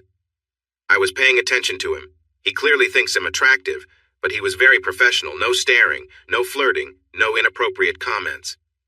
When he mentioned traveling, I said, "Damon, I just want to be clear, I'm a married woman, and I'm completely loyal to my husband." He seemed surprised for a moment. Then he smiled and shook his head, saying, "Oh, Tommy, it's nothing like that. These are work trips only. In fact, your husband can come along any time and stay in the hotel with you, as long as he covers his own costs. I won't need you in the evenings so you two can enjoy a little vacation." That made me feel better. Wow, that sounds like a decent arrangement. I thought so too. She smiled at me. "I'm leaning toward taking the job, Jack, unless you think I shouldn't." We talked about it some more and agreed it seemed like a great chance. "Can I take you out for a nice dinner to celebrate? Maybe use a bit of that 20% raise?" She kissed me and said, "Absolutely. But first, we're stopping at Richard Avery's to buy you some new clothes." Tommy's first few months working for Damon went very well. He treated her with kindness. She liked her co-workers, and the work was interesting and challenging. I first met him at a fancy Christmas party at Grand Valley, and I was drawn to him. My mind calmed a bit when I saw his wife, Elena. She was younger than him by about 10 years and very attractive. She looked like she might be Mexican or from another Latin country, and she spoke with a lovely accent. From what I could see, they seemed very caring toward each other. In early January, Tommy went on her first business trip with Damon to Asheville, North Carolina, and I decided to take a few days off to join them. We had a great time together. As promised, Damon didn't need her in the evenings except for one dinner meeting. On the other nights, Tommy and I enjoyed our time together. I also went with them on another trip to Las Vegas in April and a few more during the summer. For trips I couldn't join because of work, Tap and I chatted on the phone every night. She sounded happy, and my usual worries about her not trusting men seemed unfounded. However, things took a turn in November. I couldn't reach her for our regular Saturday night call because she was in Tucson with Damon and some colleagues. Then, on Sunday morning, Damon called me. "Jack, I'm sorry to call like this. Everything's okay. Tommy's fine, but someone put something in her drink last night." "What?" I felt worried. "Is she all right? Should I come out there?" "No, it's fine. It was Don Harrington. He was trying to cause trouble, but I saw them and stepped in just in time. I took her to the hospital and she was there all night. Tommy's back at the hotel now getting ready to leave with help from one of the hotel staff. We're flying back in an hour. If you want to meet us at the airport, we'll be arriving around 5:45. "I'll call her," I said, but he added, "No, you probably shouldn't. She's still a little confused. We can explain everything when we get back." I was very worried all afternoon and arrived at the airport almost an hour before the plane landed. When Tommy came out, she looked tired but ran into my arms and we held each other tightly. "I'm really okay, honey. I'm exhausted, but I'm fine. Damon was there just in time, thank goodness." Damon welcomed me, and I thanked him warmly for helping Tommy. He smiled and said, "No problem, Jack. I'm just relieved she's all right. I need to get home to Elena, so I'll let Tommy fill you in. Tommy, if you need some time, take a day or two. Just let me know when you're ready to come back, okay?" On the way home, I finally got the full story from Tommy. She had been having dinner with Don Harrington, one of Damon's co-workers, in the hotel restaurant when she suddenly felt very dizzy. She never drank alcohol when I wasn't with her, so she was unsure about what had happened. Don helped her up from her chair and guided her toward the elevators, saying she needed to rest a bit. While we were waiting, I guess I must have been leaning on Don because I could hardly stand. Then Damon came over from the lobby and asked what was wrong. The next thing I remember, I was slipping to the floor and Don hurried out of the hotel as fast as he could. I only remember bits and pieces after that. Damon must have taken me to the hospital. I vaguely recall a kind older man in a white coat who checked my pulse, and then I must have dozed off. When I woke up this morning, Damon was sitting in a chair next to my bed. They gave me some oatmeal and toast, and after I ate, they said I could leave. So Damon took me back to the hotel where a receptionist helped me change my clothes and pack. Then Damon returned and took me to the airport. I slept a little on the plane, and by the time we landed, I felt more like myself again. I took Tommy inside, made her some soup, and helped her get to bed. She slept for 13 hours, and the next morning, she was determined to go to work. No, I really feel fine, and there's no way I'm letting that guy Don Harrington cost me a day of work. Besides, I want to see if he has the nerve to show up, and what Damon will do if he does." She added, "It's strange. I know things like this happen. Remember, someone tried to do something similar to me back in college? But I never thought it would be Harrington. When I first interviewed with him, honestly, I wondered if he might be gay. He had never made any moves or even flirted with me before this." That evening, when I picked up Tap from her office, she was in high spirits. "He got fired, Jack. You should have seen it. Damon called me into his office, and Don was there, looking so unhappy. Damon really let him have it. He said he could only think that Don had intended to hurt me, and he gave him 10 minutes to pack his things and leave. 'If I thought they'd convict you, I'd make sure you faced the consequences for this,' he said. He also told Don he wouldn't be getting a good word from him or anyone else at Grand Valley. 'You better find yourself another place to stay, Don,' Damon warned him. 'I know a lot of people in Indianapolis, and no one connected to me will hire you.' Don just stood there looking at the ground, not saying anything. Once Damon finished, Don turned around and left, not looking back at him or me. And then Damon said, 'I wanted you here for that, Tommy. I'm so sorry for what happened, and I feel responsible in some way. I would never have guessed he would.' For a few weeks after that, I felt uneasy about letting Tommy out of my sight, even if it seemed a bit silly. She kept telling me she was okay, that Harrington was gone, and that she was being careful. Gradually, I started to relax, but when she went to Miami and then Asheville again, I insisted on going with her. By Christmas, I thought we were back to normal. We had a lovely holiday, visiting Alice and Trevor in Toronto, and my brother David came by for New Year's. What I enjoyed most was the 3 quiet days in between. Just me and Tommy, Snow on the ground, a warm fire each night, cuddling, talking, and being close. Life felt good. I thought I might bring up the idea of adopting children soon. We hadn't talked about it for a while, and it felt like the right time. I would be happy either way, but if Tommy wanted kids, I did too. I planned to have that conversation, but it never happened. In January, things began to change. Tommy became quieter, talked to me less, and spent more evenings by herself or on the phone. I asked her several times if something was wrong, either at work or between us, but she only said she was tired. A couple of times, she got annoyed and told me to stop bothering her. One evening in late February, I decided to visit Katie and Eric, who lived about 6 blocks away. Tommy was in New York with Damon, her first trip alone since that troubling incident with Harrington. "Hey, Jack, what's up?" Eric said when he opened the door. He seemed surprised but friendly enough. However, when Katie walked up behind him and saw me, her tone was cold. "What are you doing here?" I was taken aback. Actually, Katie, is something wrong between us?" There was silence. She turned and walked away into the back of the house. "Geez, Eric," I said, "what just happened? Did I do something wrong?" Eric looked a bit awkward as he guided me into his study to talk. "Here's the deal, Jack. I honestly don't know what's happening, but Katie is upset with you because Tommy is upset." "Why?" "I came here tonight because I wanted to figure this out. I didn't mean to intrude, but I need to understand." He looked closely at me for a moment, and then said, "Let me get Katie, and we'll talk." They returned together and sat side by side on the small couch, facing me. Katie's expression was serious but not angry. "Katie, can you help me? Tommy is upset with me and she won't say why. Now it seems like you're upset with me too." She glanced at Eric, who nodded and replied, "I don't really think he knows, babe." Leaning forward, she said, "Tommy is worried about your marriage, Jack. She thinks you might be unfaithful. Even if you haven't done anything yet, she feels like you might—" "What?" I stood up. "Why would she think that? I haven't done anything. I love her more than I did when we got married. What is going on?"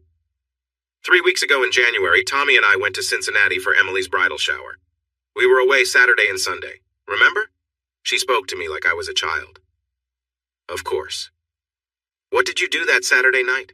I thought back. "I was with my friend Rudy. We went to Pizzeria Uno, then a bar, and had a couple of beers." "Why? And what about the woman in the red dress you were with? You're not going to say that was Rudy, are you?" "You don't wait. Is that what this is about? How did you know?" I felt a wave of anger and took a few deep breaths.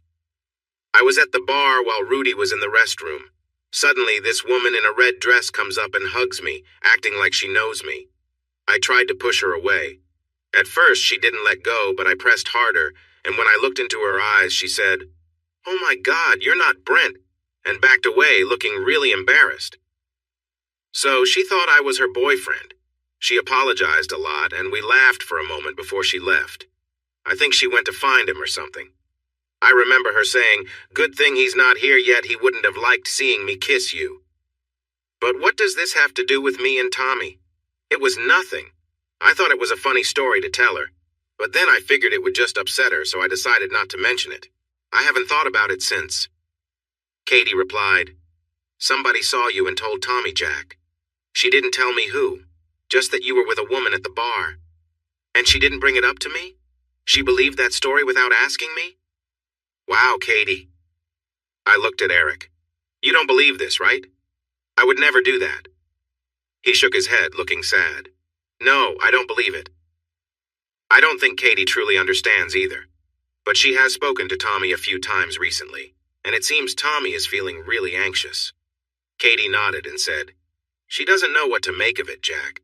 She thinks that if it was nothing serious, you would have told her about it, and it seems this isn't the first time something like this has happened." "What do you mean?" She raised her hands as if trying to calm me. "I'm just sharing what I heard from Tommy. She mentioned that you've been seen with attractive women having drinks or dinner before." I stood up and walked around, feeling confused. I thought we had an understanding. I never imagined she would get so upset and not talk to me about it. "Well, it's not exactly a secret. She gives me these worried looks, but when I ask her what's wrong, she just shakes her head. That's why I wanted to come over tonight. I sat back down and looked at them. What should I do? We talked for another hour. Their advice was straightforward. Talk to Tommy, explain everything, reassure her, and don't give up. It's easy to say, but hard to do. When I got home, I wrote her a long email explaining everything that happened at the bar and asked her to call me that night. But she didn't. When we spoke the next evening, she seemed distant and uninterested in my explanations or questions. On Saturday, when I picked her up at the airport, it was the same. Damon was friendly, but Tommy looked tired and upset. After dinner, I insisted we talk, and I shared my side of the story once more. "Why didn't you tell me this right away, Jack?" she asked, sounding more like a lawyer than my wife. "It didn't seem important at the time. I never thought you would hear about it and get upset. Even if someone we know had been there, it would have been clear it was just an innocent mistake. I wasn't with that woman for more than 45 seconds. She sighed and looked away. "Okay, Jack, let's drop it." "No, not if you don't trust me."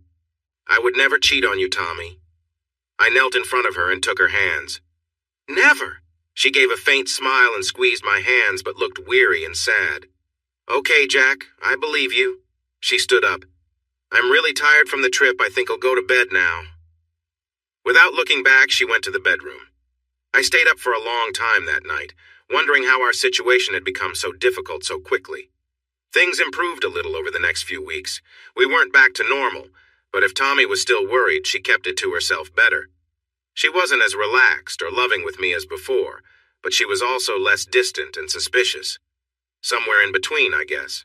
We were intimate when I asked, but her heart didn't seem to be in it most of the time. The situation changed from day to day. Some days I thought she had moved on and trusted me again. Other days she would come home from work feeling distant and cold. I never knew who I would see when she walked through the door. I was doing my best to communicate with her. I talked about everything, making sure she knew what I was up to while we were apart.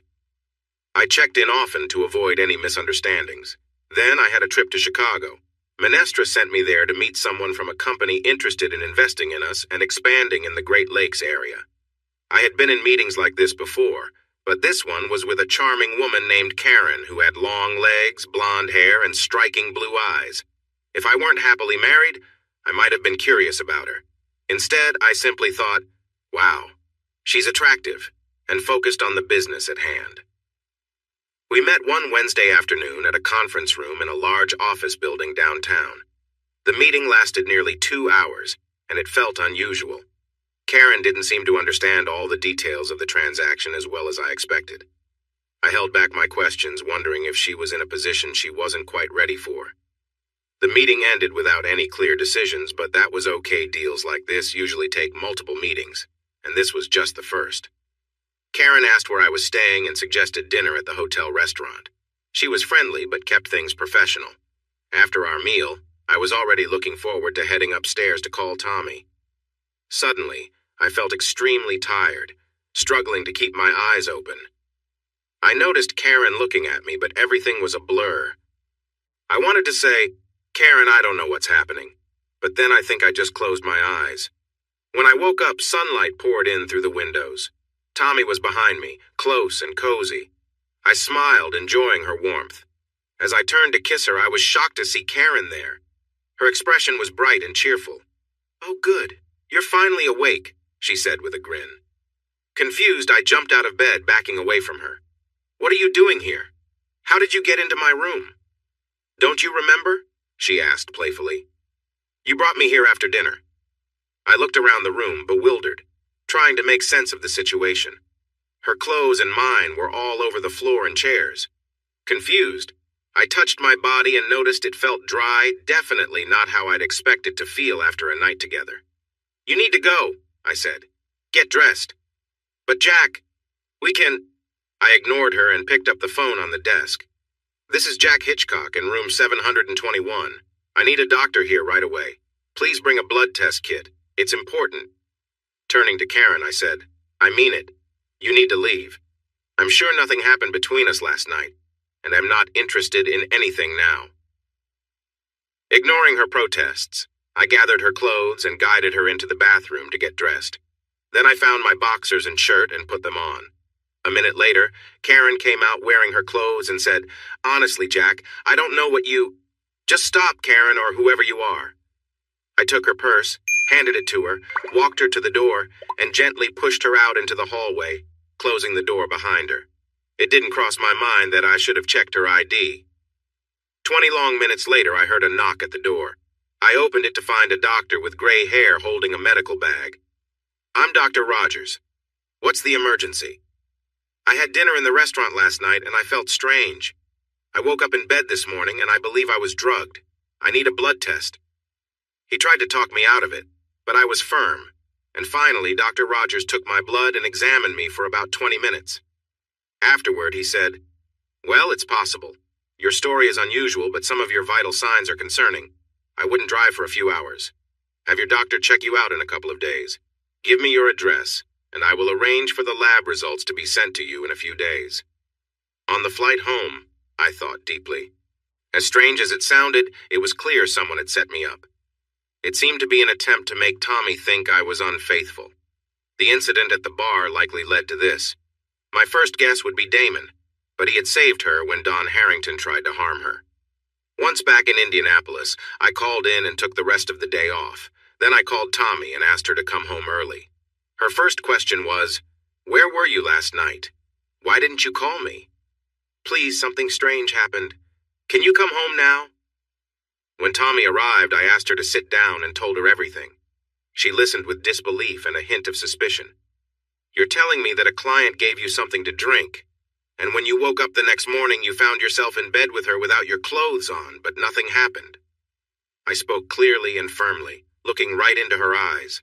"Tommy, I love you, more than anyone else. I have never cheated on you or been with another woman since we got married, and I never would. It might sound unbelievable, but I promise it's true. Please trust me. I'm not like those guys from your past." I paused, and we stared at each other for a long moment. Suddenly, her eyes filled with tears, and Tommy wrapped her arms around me and started to cry. "I'm sorry, Jack," she said, resting her head on my shoulder. "I believe you have just been hurt so many times." As she cried, I held her close, and after a while she started to feel a bit better. We talked about it, and we both agreed that someone must be trying to trick me. I had Menestra look into Karen, whoever she really is. They contacted the company in Chicago, and it turned out the whole meeting was a lie.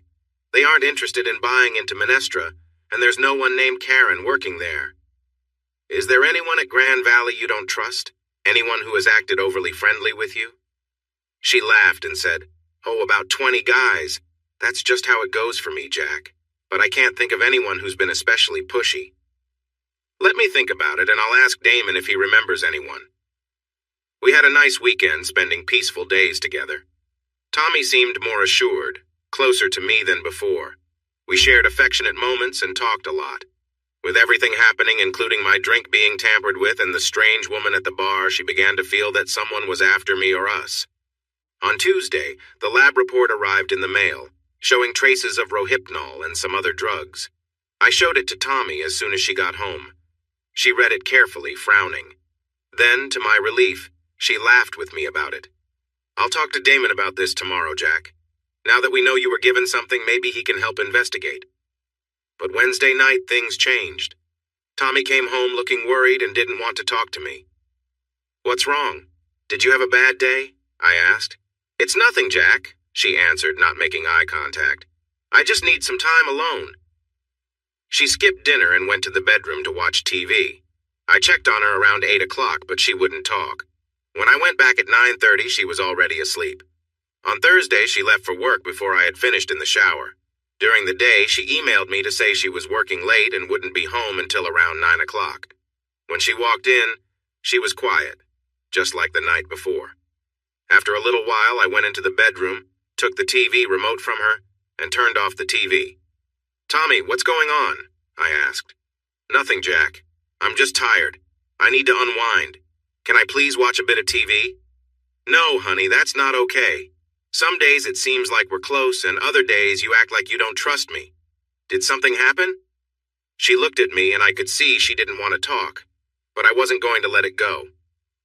Listen, Jack, a lot of strange things have been happening. Honestly, it's hard to believe there's nothing to worry about. I stared at her. But Tommy, I've shared everything with you. I am not being unfaithful. I'm not doing anything wrong that would hurt our marriage. I'm trying to believe that, I really am. But it's hard, Jack. How about this? She said. It's been a long week.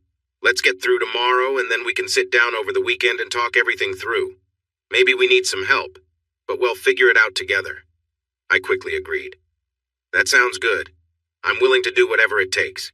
I need you to trust me. Okay, she replied, picking up the remote and turning the TV back on. That meant our conversation was over. On Friday morning, nothing had changed. She was still distant, despite my attempts to connect with her. I left for work feeling worried and planned to make us a nice dinner that night, hoping for a calm evening together. But Tommy didn't come home Friday night. Actually, that's not quite right. She had been home earlier in the day. The bedroom closet was missing some clothes and the dresser drawers were all open. 2 suitcases were gone too. On the kitchen table I found her wedding ring and her engagement ring, which had belonged to my great-grandmother. There was also a note that said, I trusted you, I loved you, and I can't believe you would do this. I was shocked and confused. I called her cell, but it was off. I left a message. Tommy, I don't know what you think I've done, but I haven't cheated on you. I promise. Please call me so we can talk. I love you. I knew better than to call the police. It was too soon, and it seemed like Tommy had left on her own. I tried calling her workplace, but it was after 6 o'clock, and everyone at Grand Valley had gone home for the weekend. So I called Damon, hoping he might help. Hello? I recognized Elena's voice. Elena, hi, it's Jack Hitchcock, Tommy's husband. Oh, yes, Jack. How are you? I'm fine, thank you. Could I speak to Damon for a minute, please? Oh, I'm sorry, Jack. Damon is away on a trip. He left this afternoon and called to say he would be away for probably a couple of weeks. A couple of weeks? I stared at the phone, worried. Did he say where he was going? And is Tommy with him? I think he went to the West Coast, maybe Los Angeles at first. After that, I'm not sure where he's going. He didn't say anything about Tommy, but doesn't she usually travel with him? Yes, she does most of the time. Could you please ask Damon to call me as soon as you hear from him? Of course, Jack. I can give you his cell number too, if you want. I took down the number, thanked her, and tried calling Damon's cell. No answer. I left him a short message asking him to call me back. Then I called Katie and Eric. They hadn't seen Tommy in over a week and had no idea where she was. Katie could hear my worry in my voice. She asked what was wrong, and I explained the missing clothes, the rings, and the note. Jack, well, be right there, she said, then hung up. When they arrived, we sat in my living room and talked for an hour, but we didn't make much progress. What's strange, I said, is how her feelings kept changing. We would have good conversations, I would reassure her, and she'd seem better. But then a day or two later, she'd come home from work feeling upset and wouldn't talk to me at all. I have no idea what changed since last night when she wanted to talk this weekend. I was relieved that Katie and Eric believed me. Tommy had already shared the whole confusing story about how I was drugged, but they didn't seem to think I was involved in anything suspicious. In the end, we decided Katie would contact Alice in case she had heard from Tommy and let me know if there was any update. Once they left, I emailed David. Call me as soon as you can, urgent matter. The phone rang around 12:30 in the morning. I wasn't sleeping. What's up, Jack? Are you okay? David asked. I gave him the brief details and then the background, all the odd events from the last few months. It seems clear now that someone is trying to create problems for Tommy and me, I said. She'd start feeling better, then come home upset after work. I'm fairly certain it has to be someone at Grand Valley. Her boss? He asked. I considered that, but I don't think it's him. He's always been respectful and even helped her when someone tried to harm her. There was a pause, and I knew David was thinking. I don't have any great ideas right now, he said finally. Let me think about it. I do have some resources that could help locate Tommy. It may work or it may not. He'll give you a call if I hear anything, and you do the same, okay? Of course, David, thanks. And listen, you've got to stay calm. Don't get overwhelmed and don't do anything rash. Be careful and think things through, all right? We agreed to talk again in a couple of days and ended the call. I hardly slept that night. I got up several times to check my email, hoping to hear from Tommy or someone else. The next afternoon, after trying Tommy's and Damon's cell phones again and leaving 2 more messages, I forced myself to go to the supermarket. We were running low on food, and I knew I had to eat, even if I wasn't very hungry. While waiting at a red light, I looked over at the driver in the car next to me, and it was Don Harrington. He didn't see me, and he probably wouldn't have recognized me anyway since we'd only met a few times. Without thinking, I decided to follow him. I watched as he parked at a bar called Divine and went inside. What should I do now? Wait until he comes out and confront him? No, I told myself. I can't do that. David is right. I shouldn't do anything reckless. If I get in trouble, it will only complicate things. After sitting in the car for half an hour, I chose to go in and talk to him. I would stay calm and be firm. As I entered the bar, I let my eyes adjust to the low light. Eventually, I spotted Harrington sitting in a booth with another man, a younger guy in leather pants and a fitted shirt. I then realized I was in a place meant for a different crowd. Okay, I reminded myself, be polite and calm.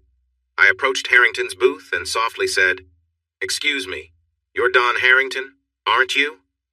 "Yes," he replied, looking up without recognizing me. I said, "I'm Jack Hitchcock Tommy's husband." He looked surprised and pulled back slightly, even though he was bigger than I was. His companion noticed and asked him, "What's wrong? Do you want me to get someone to help you with this guy?" I quickly said, "I just want to talk. I'm not here for trouble. Can we have a couple of minutes?" Harrington nodded, looking uncomfortable, and I sat down at the booth. "I know why you're here," he said right away, "and I truly apologize. It wasn't me. It was all a setup by Eberson. I'm not even," he indicated his friend and said, "I'm gay, and my partner is Adrian." I nodded. "Okay, can you tell me more about it?" Eberson took advantage of his staff at Grand Valley. Most were easily influenced, but I could tell from the start that Tommy was different. Eberson was fixated on her. I think he had seen her before, maybe at her last job, and he was determined to win her over. He pushed me to slip something into her drink to make her sleepy. That way, he could step in and make her think he was her savior. I didn't want to do it, but he didn't give me much choice. "But didn't that cost you your job?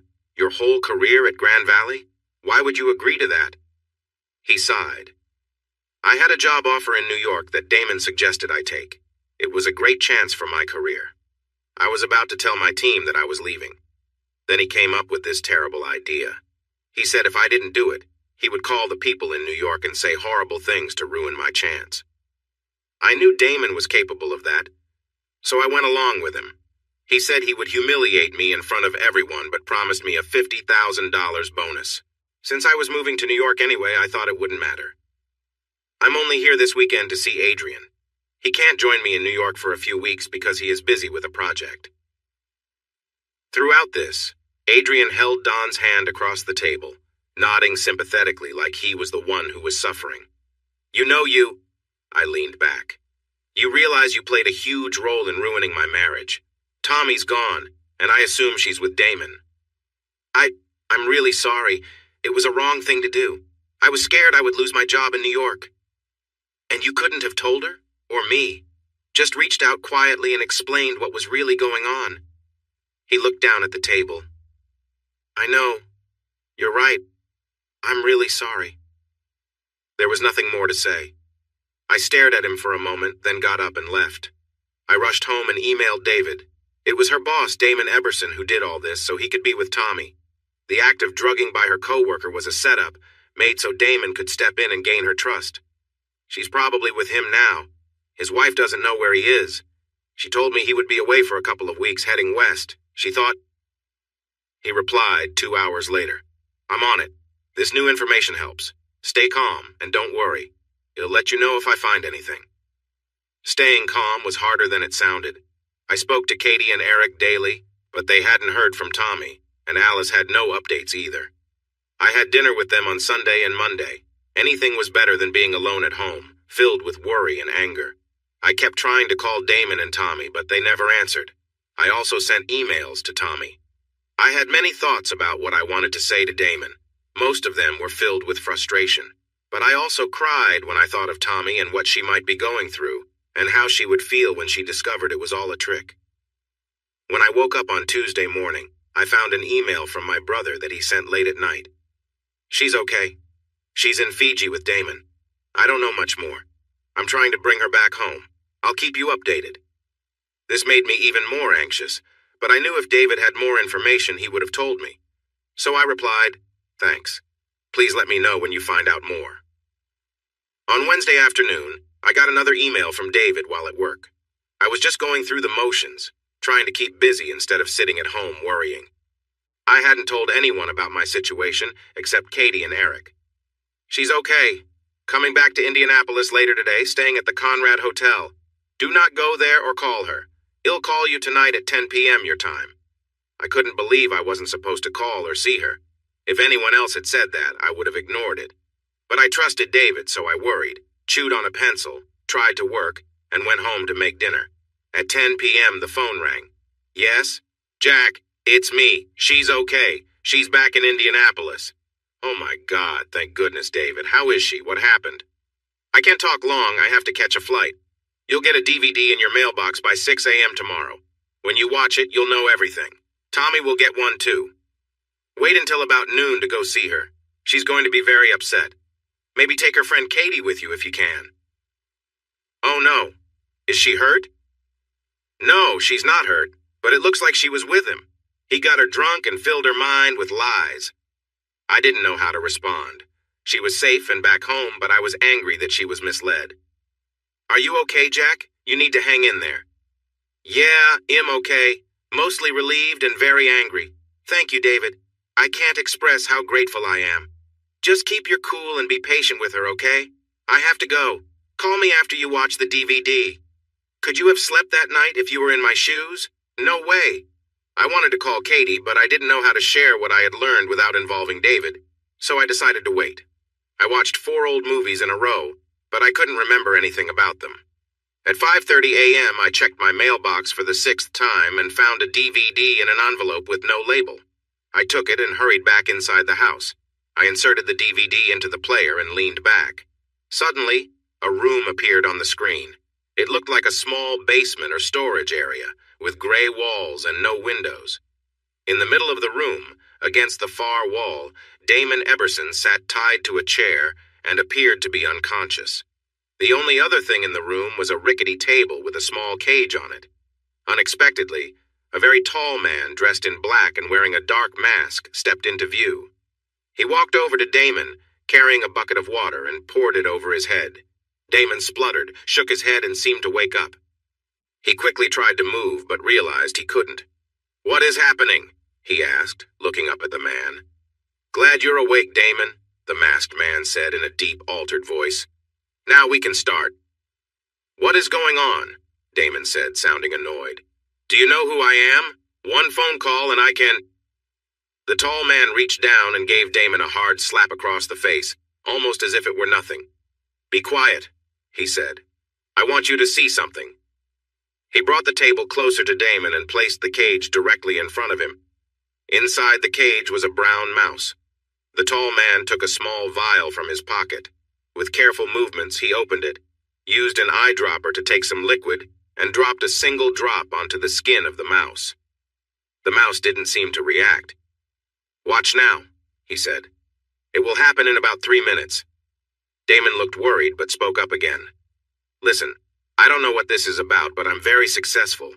I'm sure we can—" "Do you want me to hit you again?" the tall man asked. "I can keep doing that if you want, or you can be quiet." Damon shook his head and fell silent.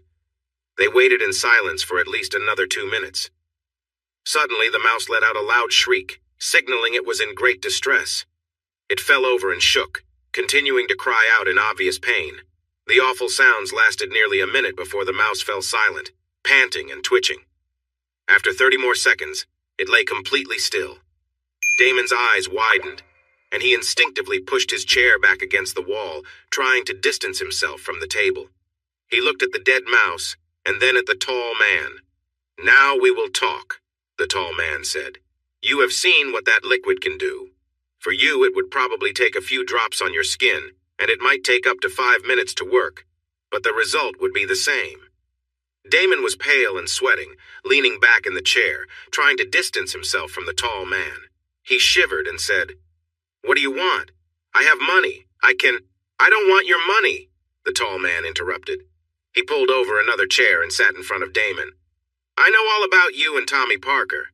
How you lied to her, how you had your friend Don Harrington drug her, and how you kept sending women to chase after her husband, all to get her to come to you. Now here are your choices. Choice 1. You smile at the camera and tell the whole story. Every detail. Leave nothing out, do you understand? I already know most of it, so it would be unwise to hold back, or we might need to go to choice 2. Choice 2 is what happened to the mouse.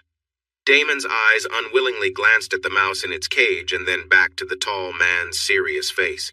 He was trembling and breathing quickly. I'll tell you everything. Just promise you won't. There was a pause as Damon looked at the tall man, pleading. Tell the story. Damon took a deep breath. I wanted her. That's really all it was. She's one of the most beautiful women I've ever seen. Have you seen her? If you have, then you understand what I mean. I first saw her at Minestra Business Systems, where she used to work, and I knew I had to be with her. A month later, I was surprised to get her resume from an employment service that works for me. She was looking for a job. So, I set up an interview for her to be my personal assistant. When she came in, I could tell right away she was very loyal to her husband. So, I knew I needed to plan carefully. I could see that she had attracted attention before. How could she not, looking like that? So I took my time to figure out ways to earn her trust and to cause problems in her marriage. Damon spoke quickly and confidently now, seeming less afraid and focused on sharing his story completely. The assistant job meant Tommy would have to travel with me sometimes. She was worried about the situation, so I promised her it was all legitimate. I told her she could trust me, and her husband could even join us on the trips and share her room if he wanted. So, they went on those trips several times, and then I started planning some of my trips for when he couldn't come. How did you know when her husband was free? The man in the mask asked. I gave money to someone at Minestra. There was a guy named Daniel who worked for the vice president in charge of Jack's division. Jack is Tommy's husband. Daniel would tell me about Jack's work schedule, especially when he needed to travel or was busy with a big project. I also had my tech team look into Tommy's email account. I saw every message exchanged between her and Jack. This helped me plan my trips when Jack wouldn't be around. Damon paused for a moment and glanced at the still mouse, perhaps reminding himself what was at stake. Anyway, I knew I had to earn Tommy's trust, to make her see me as a good person. She was very suspicious. So, on one trip when one of my vice presidents was with us, I set it up for him to have dinner alone with Tommy at the hotel restaurant. I made her a bit dizzy by putting something in her drink. When she felt weak, he began to lead her toward the elevator, and I just happened to walk by, acting like I caught him in a bad situation, and I stopped him. She completely believed me. I yelled at Don, and he ran from the hotel. I took Tommy to the hospital. They checked her in, and I made sure to be there when she woke up. I explained what had happened. She was angry at Don, but extremely grateful to me. She said I was a great friend. What happened to the vice president? Oh, I made a big deal out of firing him when I got home, saying he wouldn't get a recommendation from me and embarrassing him in front of everyone. It was all a setup. He had a better job waiting for him in New York already as a senior vice president there, making a lot more money than I paid him. But no one back in Indianapolis knows about that. After that, Tommy saw me as a friend. She trusted me more and let her guard down. I had also been working on her husband Jack during this time. First, I got some questionable photos of him with a couple of women at different bars and restaurants while Tommy and I were away. In one bar, a woman was all over him, hugging and kissing him like they were close. Jack managed to pull away, but my photographer got some shots that looked pretty bad, like he was too cozy with her. I made sure Tommy saw those pictures.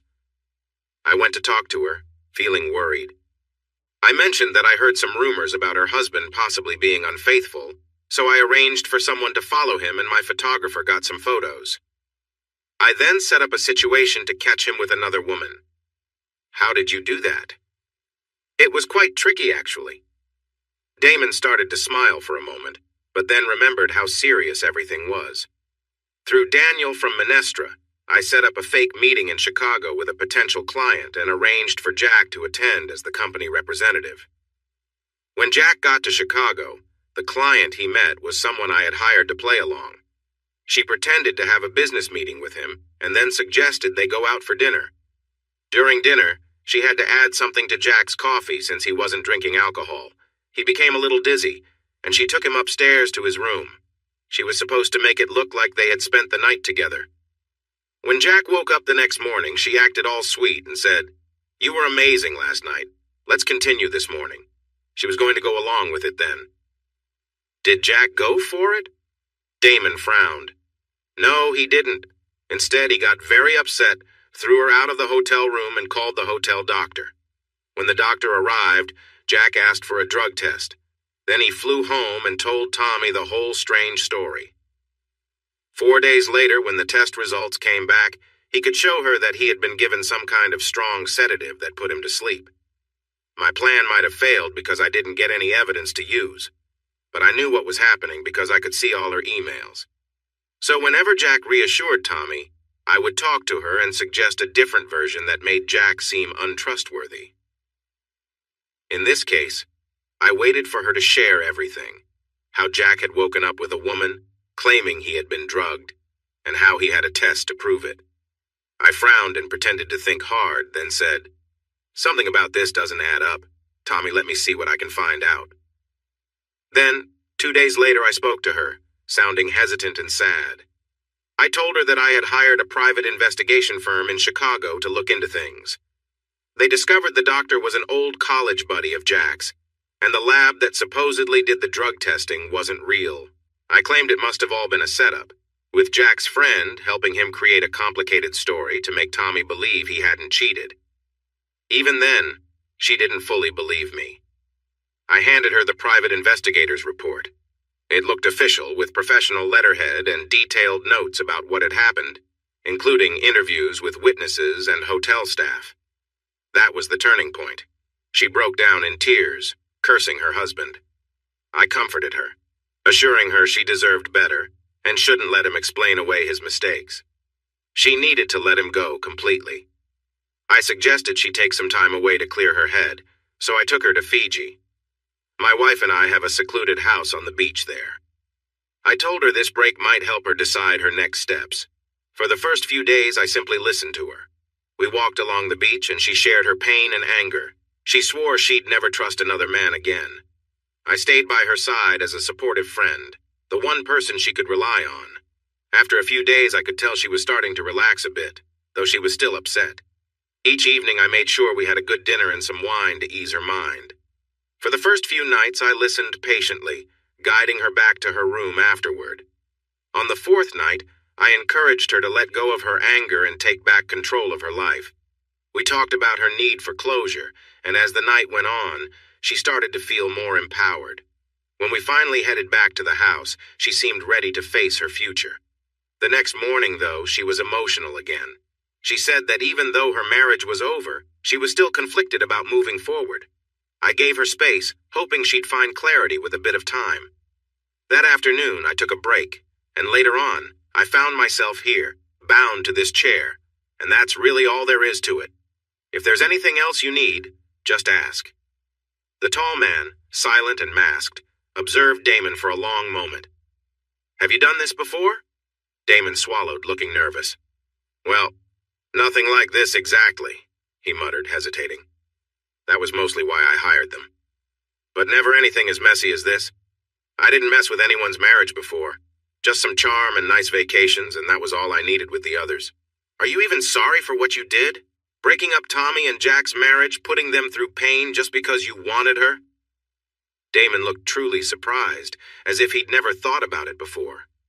After a moment, he cleared his throat. Yes. Yes, I realize now it was a terrible thing to do. Really awful."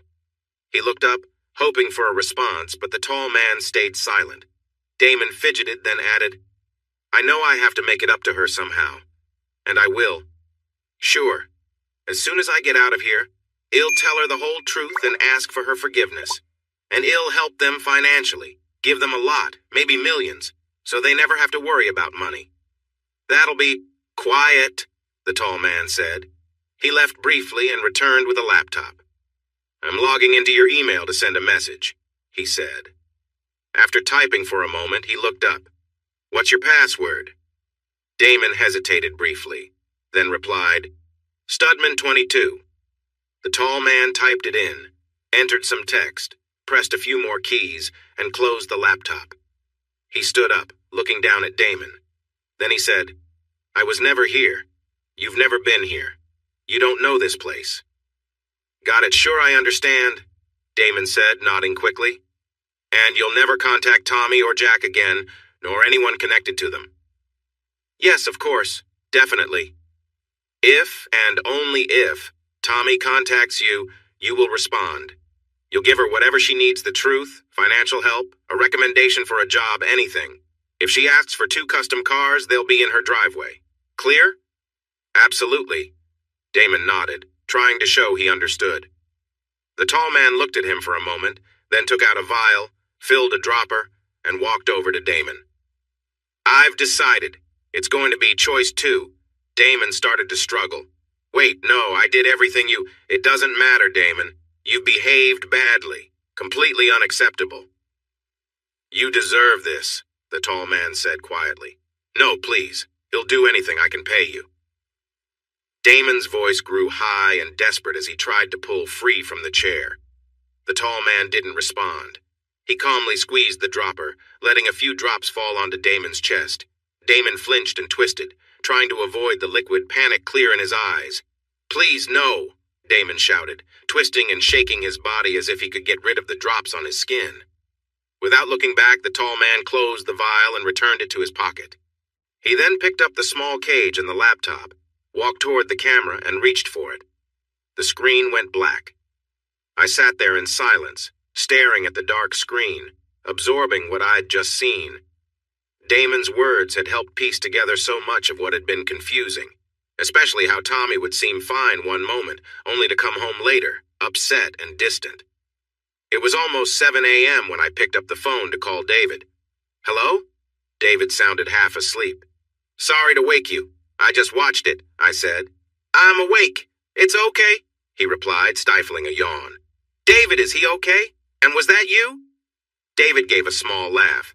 No and no, I'm on the other side of the world. A friend of mine who was nearby handled it. And no, he didn't actually hurt Eberson. From what I gather, he simply gave him a scare, some water instead of anything harmful. Just enough to make him feel real fear for a few minutes. I took a deep breath. How did you even find him? And get him into that situation? That's something I can't share, little brother. But no offense intended. None taken. Can you at least tell me how Tommy got back and where she is now? My friend sent her an email from Eberson's account. It said something like, I had to leave for an emergency. Book yourself a first-class flight back and check into Grand Valley's suite at the Conrad Hotel. I'll be in touch soon. She's scheduled to get a delivery, a DVD, around 9 o'clock this morning. That's why I suggest you wait until noon to go see her. Bring Katie along if you can. All right, I replied, my mind racing. David, how can I ever repay you for this? Forget it. Just take care of Tommy. None of this was her fault. I'll see you in a few weeks. After we hung up, I called the Conrad Hotel. Good morning. Could you please tell me if Miss Tommy Hitchcock has checked into the Grand Valley suite? Just a moment. Yes, she has. Shall I connect you? No, thanks. It's a bit early. I'll call again later, thank you.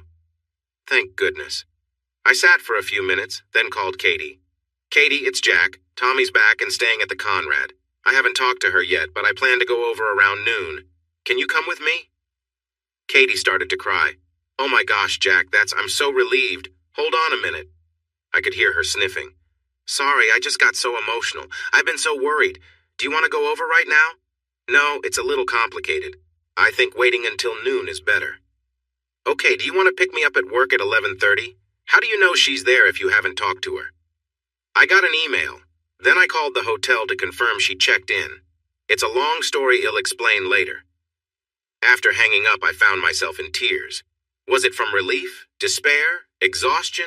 It didn't really matter. I made some coffee, took a long hot shower, and tried to eat some eggs and toast.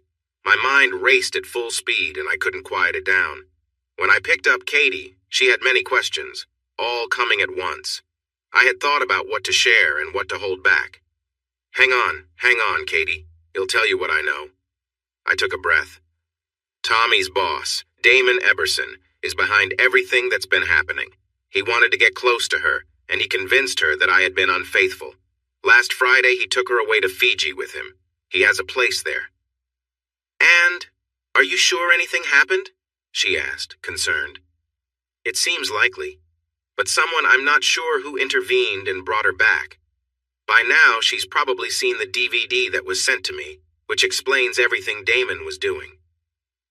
Katie looked at me in shock, her mouth slightly open. Oh my, Jack, I can't believe this. Yeah, it's been a tough week, a tough 6 months to be honest, but at least she's back now. Was it hard to see her? Oh no, nothing like that.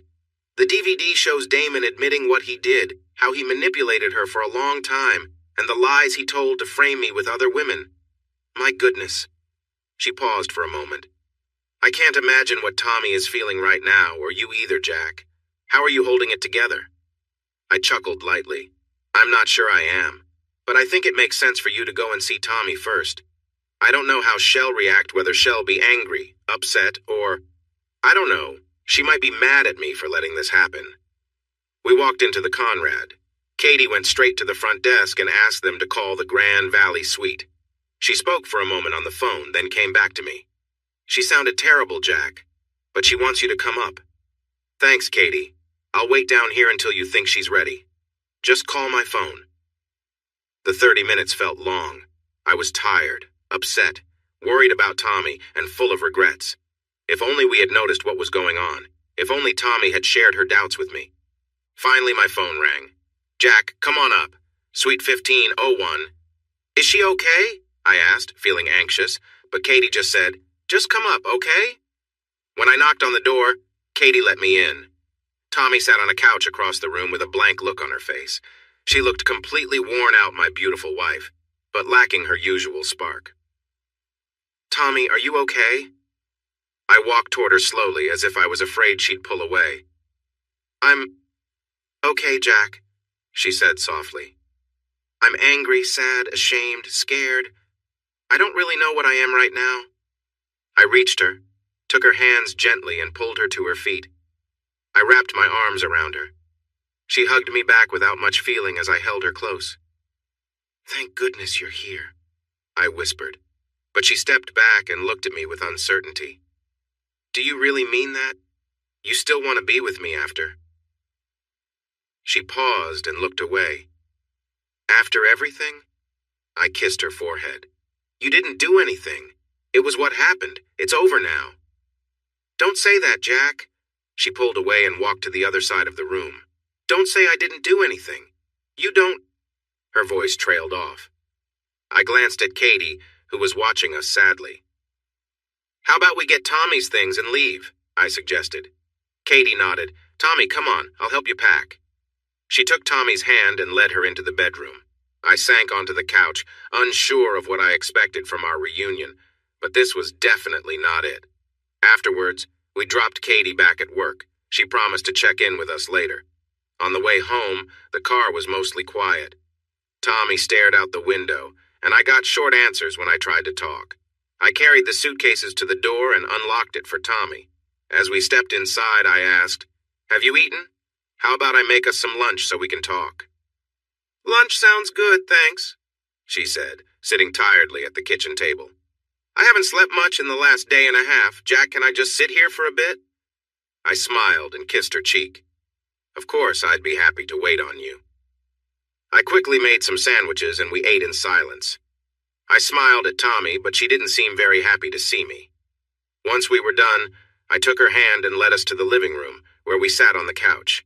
I wanted to put my arm around her, but I kept some distance between us. I'm really glad you're back, I said. I think we have a lot to talk about. She looked at me with no expression.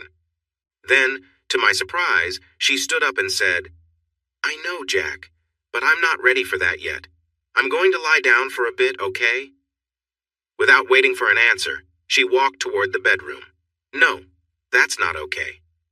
I stood up and faced her, feeling tears fill my eyes. She turned around, looking surprised.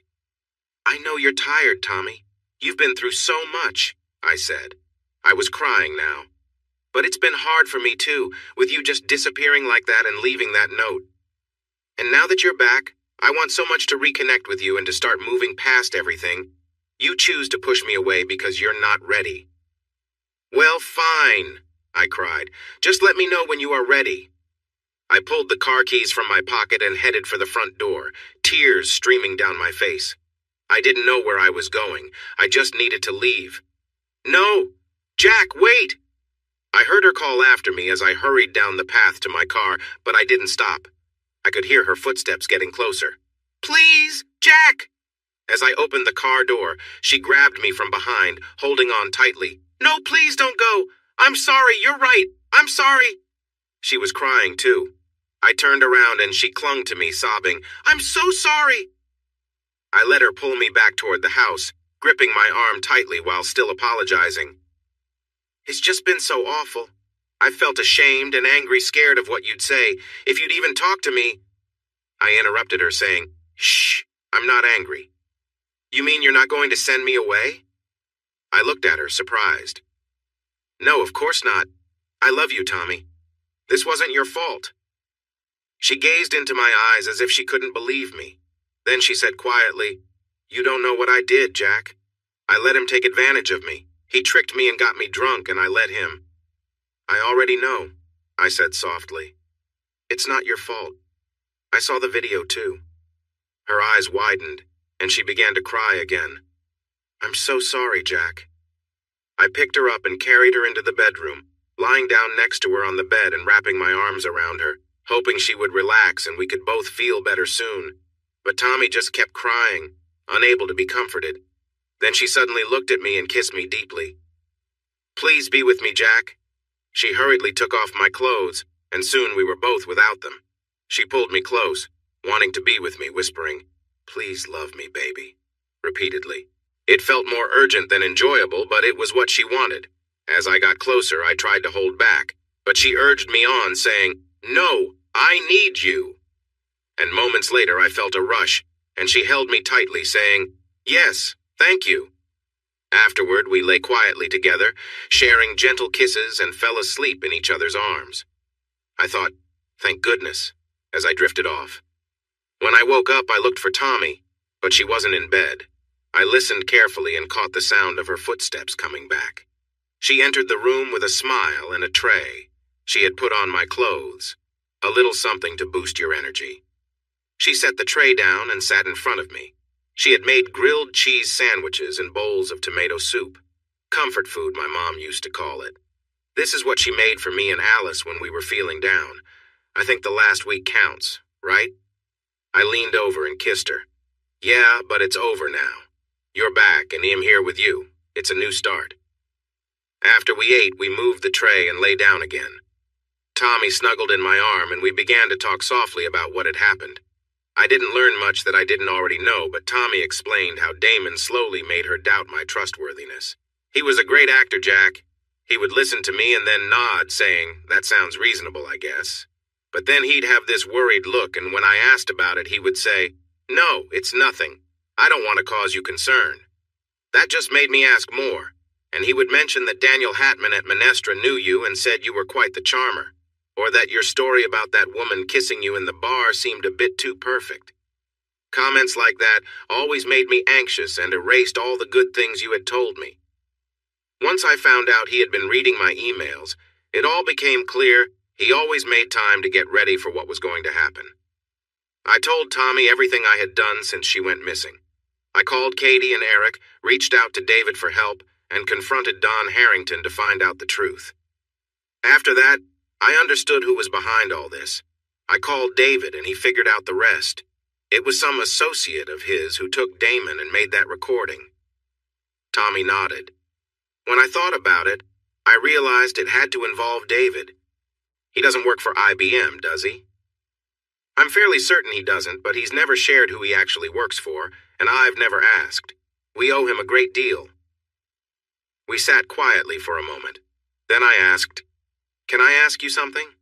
About coming back to Indianapolis and how it felt to watch the DVD?" Tommy propped herself up with a pillow against the headboard. She looked away from me, gazing out the window. I arrived at the Conrad and went straight to bed. I was worn out from the flight and emotionally drained. Your betrayal, spending those few days with Damon, I felt hollow. I had no idea what to do next. In the morning, there was a knock on the door. When I looked through the peephole, no one was there. I opened it carefully, with the chain on, and found an envelope labeled Tommy.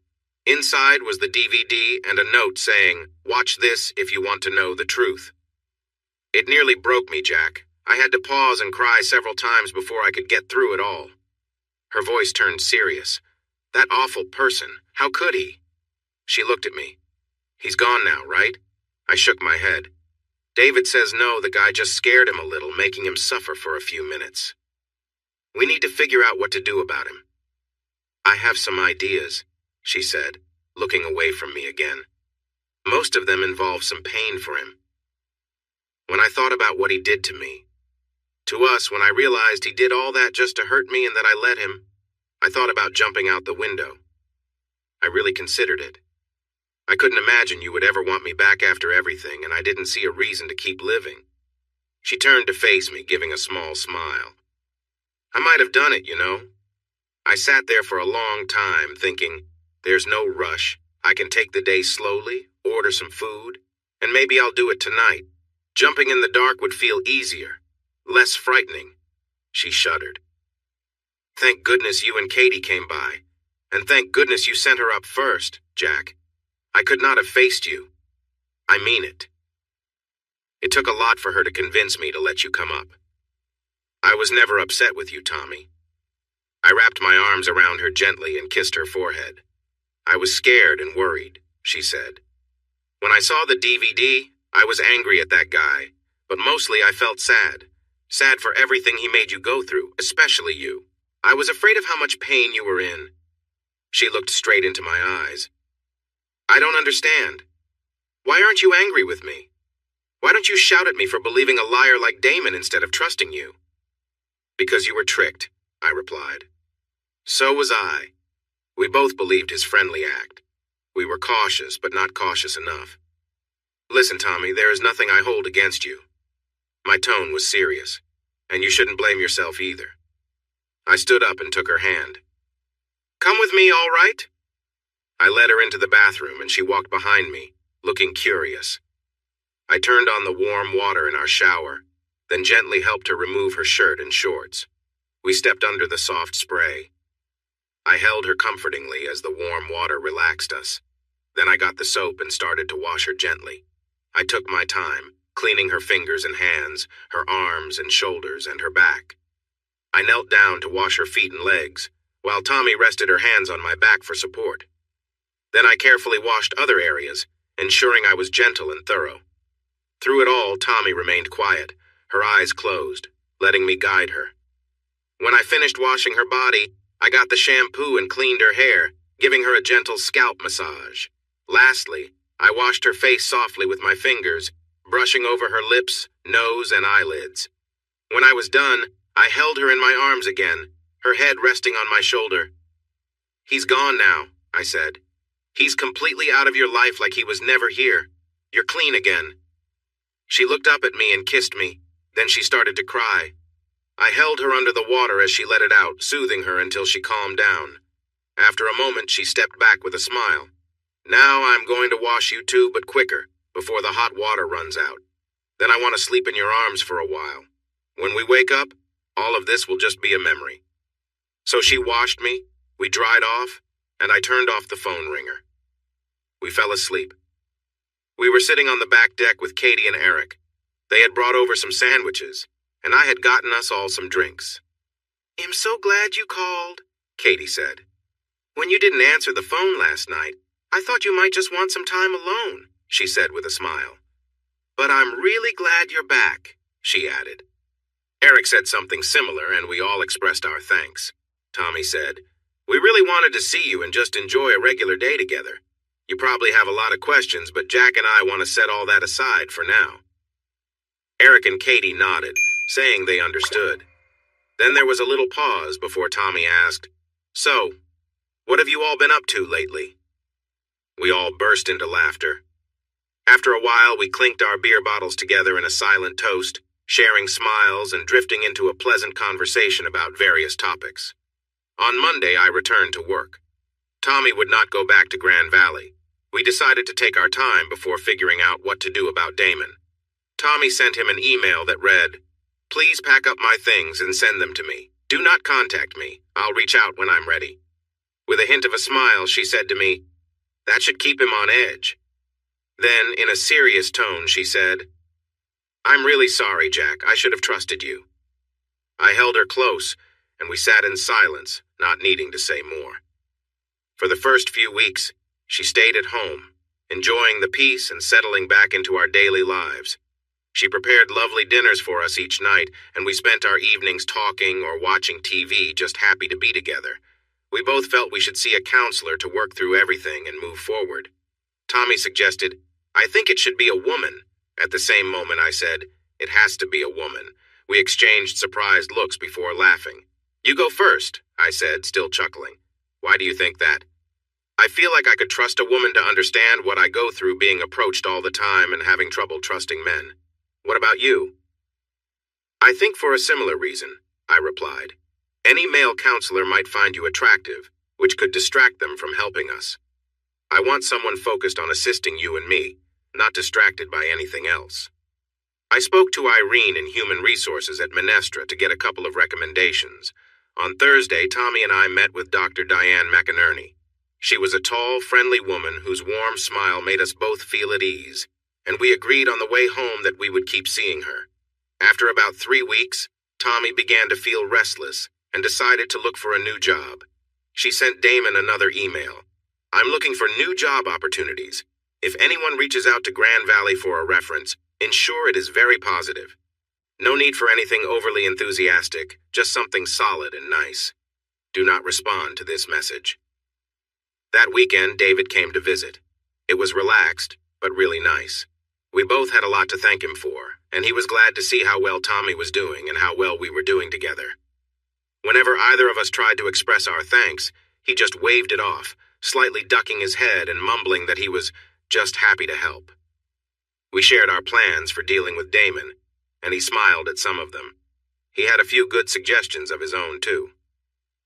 After a few weeks, Tommy said to me, "I think I'm ready, let's do it this weekend." By then, she had started a new job as an executive secretary for a woman vice president at a small software company, and it seemed to be going well. We had talked a lot about what we wanted to achieve in our final meeting with Damon. On Tuesday, Tommy emailed him, "Come to our house on Saturday night at 8 p.m. and bring Elena. Both of you need to be on time. No need to reply to this message." When they rang the bell right at 8 p.m. on Saturday, I welcomed Damon and his wife Elena into the living room. Damon looked a bit pale and anxious, while Elena seemed slightly annoyed. I led them to a sofa where they sat, and Tommy walked in. Nobody offered to shake hands. "What is this about?" Elena asked a bit sharply. "Damon and I were supposed to go to Atlanta for our niece's first communion this weekend. Then, at the last minute, he insisted we had to be here." "I'm sorry for the trouble, Elena. Did Damon tell you what to expect tonight?" She looked even more irritated. "No, he wouldn't say anything until we were on the way here. Then he just warned me that you two might pull some ridiculous story about him cheating on me or going after Tommy." She glared at both of us. "I hope you aren't going to waste my time with nonsense like that." "I'm really sorry, Elena, but it is true. Please come with me to the study," Tommy said. "I have something important for you to see." Damon jumped up in alarm, but I motioned for him to sit back down. As the ladies left the room, I said, "It's just a video recording, Damon. It's nothing you need to see. You're the main person in it. Come on, you can't. Tommy knows how to reach out again if we need to, Damon.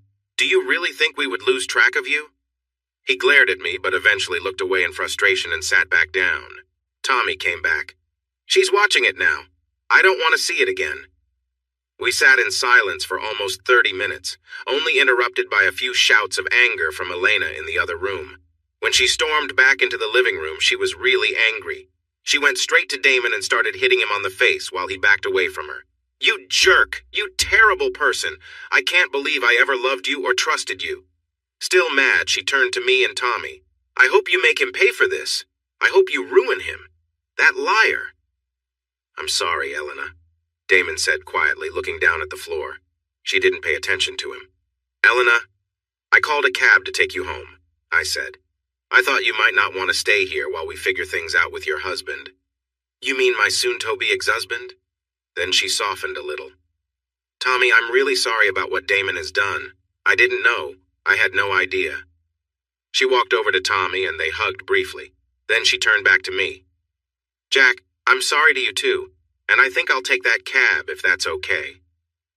Elena, I have a copy of what you just saw, in case you want to keep it." I handed her the DVD and led her outside to the waiting taxi. I returned to the quiet living room. Damon didn't look up. "Okay, you know what you did," Tommy said quietly. "It's time to face the music." Damon finally looked at us.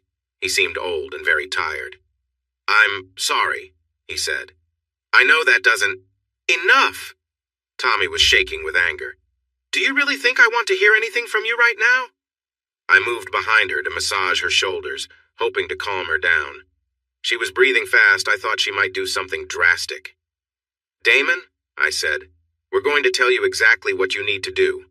You need to follow our instructions exactly for 2 important reasons. Do you want to hear them?" "The first is Darth Vader, of course. The second is the recording you just saw. How do you think that might affect your standing in business or at your golf club?" He looked down, speechless. Tommy went to the table and picked up a pen and a yellow legal pad. "First," she said, "you will give me the names of all the Grand Valley employees you've had any inappropriate contact with." Damon looked alarmed as she handed him the pad and pen. "But just write it down. And make sure you don't leave anyone out." Reluctantly, he wrote down a list of 7 names. "I'm going to speak with each of these women," Tommy said as she took the pad back. "After that, you will write them compensation checks in whatever amounts I decide are fair." Damon remained silent. "Next, you will start a nationwide search for a new vice president in Grand Valley's Human Resources Office. This person will create and implement a policy to prevent harassment in the workplace. You will do this within the next 2 months. Next, you need to send a check for $2 million to Jack and me from your own account by Monday. It will likely be more than $2 million because it needs to cover the taxes on that gift. Your accountant can help you figure it out." "Look at me, Damon. Look at me," Tommy shouted. Startled, Damon looked up at her, shifting back slightly into the couch. "There's one last thing on my list, you know. After you finish this, you will leave and not come near us again. You will only do what we told you to do, and there will be no further contact. Is that clear?" Damon nodded while looking down. Yes, I understand." "Okay then, here's the last thing." We walked together, hand in hand, feeling the cool water touch our feet as it washed up on the shore. I stopped and pulled Tommy close, and we shared a kiss. I felt her warmth against me and bent down to kiss her belly, making her giggle. "That reminds me. Tap, you promised to tell me the moment Susie calls to say she feels the baby kick, don't forget." Susie Bastian was back in Indianapolis. She was the woman who was helping us with our baby, my sperm and Tommy's egg. The process of in vitro fertilization and the placement of the fertilized egg is complex and expensive. That is what the money from Damon is for. It will also support Susie during her pregnancy. Once we finish growing our family, we plan to donate any remaining funds to an infertility clinic to help others who need assistance. Tommy laughed. "When he kicks, I will." "How can you be so sure it's a boy?" I asked. "Women's intuition, of course. Want to make a bet on it?" "Sure," I said. "What are the terms?" "If I'm right, we name him after your brother David, and you must stay with me for the rest of our lives." "You drive a hard bargain, but okay. What if I win?" She said, smiling. "That's a tough one since it seems so unlikely. You can choose the reward. All right, if we have at least one more. I want it to be a sister or brother for her, and you have to stay with me for the rest of our lives." That's an easy deal. I knew you'd want me to stay with you. You already are, I smiled. You understand me, and you give me everything I want. You're perfect. Tommy paused, looked at me, and kissed me softly. Thank you, Jack, she said. And now, my love, read my mind. She said, putting her arm around my waist. Well, you probably want to walk a bit longer since we just had a big lunch. We enjoyed the warm sun, taking a quick dip to cool off, then lying back to soak in the rays. After a while, I suggested we head inside for a bit of rest and relaxation. I like the way you think, she said with a smile. She must have been reading my mind because that was exactly how I'd imagined our afternoon together. Sometime later, I was sitting on the bed, watching her as the bright Tahitian sun filled the room. She moved gracefully, her movements calm and relaxed, as she caught me looking at her. You are incredible, I told her. Oh, I bet you say that to everyone, she replied, laughing softly. Only to you, I said, taking her in my arms and holding her close. She lay down on the bed, and I offered to help her relax. She gave me a playful smile and closed her eyes, agreeing without a word. I took some lotion and gently massaged her back, focusing on her shoulders and arms. She let out a small, contented sigh as I moved down to her hands, spending time on each finger, easing away any tension. I continued down to her feet, working carefully, making sure each area was relaxed. After a while, she turned over, her eyes bright, clearly enjoying the calm and closeness we were sharing. We lay together, holding each other, exchanging gentle kisses, feeling completely at ease. It was peaceful, both of us simply appreciating each other's presence. We stayed like that for a while, completely relaxed and content, letting the quiet moments bring us closer. She smiled a little and said, You tricky person, you made me feel weak, and now you want to take advantage of me, don't you? Well, since you mentioned it, I replied, enjoying the connection we shared. How could you do this, oh my, please? She exclaimed as each moment passed, until she stopped holding back and moved closer, wrapping her legs around me. We embraced and held on to each other. It might not have lasted long, but it felt joyful and endless. We kissed passionately until we needed to pause for a breath, and then we continued to hold each other until I felt a wave of happiness. Afterward, I sighed contentedly and rolled to the side, noticing the marks she had left on my back. You've marked me, Tap, I said, turning so she could see the result. Gently kissing the marks and touching them with her hand, she said, You'll be fine. Besides, I can't help it. You were making me excited. She turned to face me and said, You're the best, you know that? The best partner, just the best. Thank you, dear. I felt really touched by her words. This was the clearest expression of her feelings I had ever heard. And you are everything I've ever wanted. I feel very lucky. We shared a few more kisses before drifting off to sleep. 3 hours later, we were finishing our dinner: grilled fish, a salad, and a lovely Australian wine while watching the sun lower towards the horizon. Do you think we're finished, dear? With Diane, I mean? I took her hand and said, I think so, if you think so.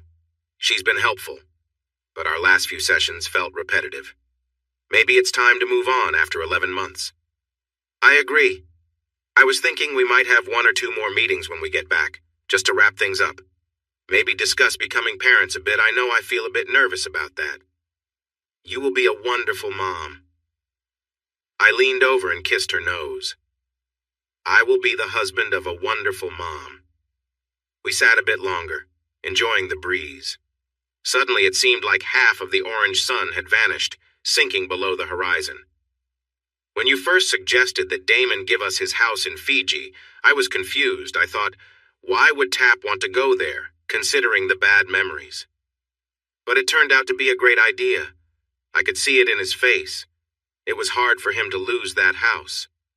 Tommy smiled at me. I felt good about that too. You're right. I wouldn't have wanted to go back there. But I knew we could sell it easily. It's incredibly fancy, very private, and in a great spot. And we could use the money to get something amazing, like this place in Tahiti, or really anywhere we wanted. I knew it would bother him more to lose that house than just to give us the money. An extra $3 million wouldn't have meant much to him. You were right, as always. I stood up and we walked to the edge of the deck, looking at the fading light in the western sky. I put my arm around Tommy, and she rested her head on my shoulder. You know what? The luckiest day of my life wasn't when you started working at Menestra, it was when I heard you talking to Katie at the Acropolis Diner. Because otherwise, I never would have understood what your life has been like, all the challenges you faced. I would have been like every other guy, dazzled by how much I wanted you, but totally blind to how smart, caring, funny, and so many other great things you are. I agree with you, Jack. I could tell she was about to make a joke. That was indeed the luckiest day of your life. She looked at me and laughed, a light-hearted laugh that was the most beautiful sound I'd ever heard. And she kept laughing until I leaned in to kiss her. Hey, everyone! Thanks for watching. Don't forget to subscribe and turn on notifications so you won't miss any of the exciting stories we have coming up. What do you think about the characters in this story? Let us know in the comments. We'd love to hear from you.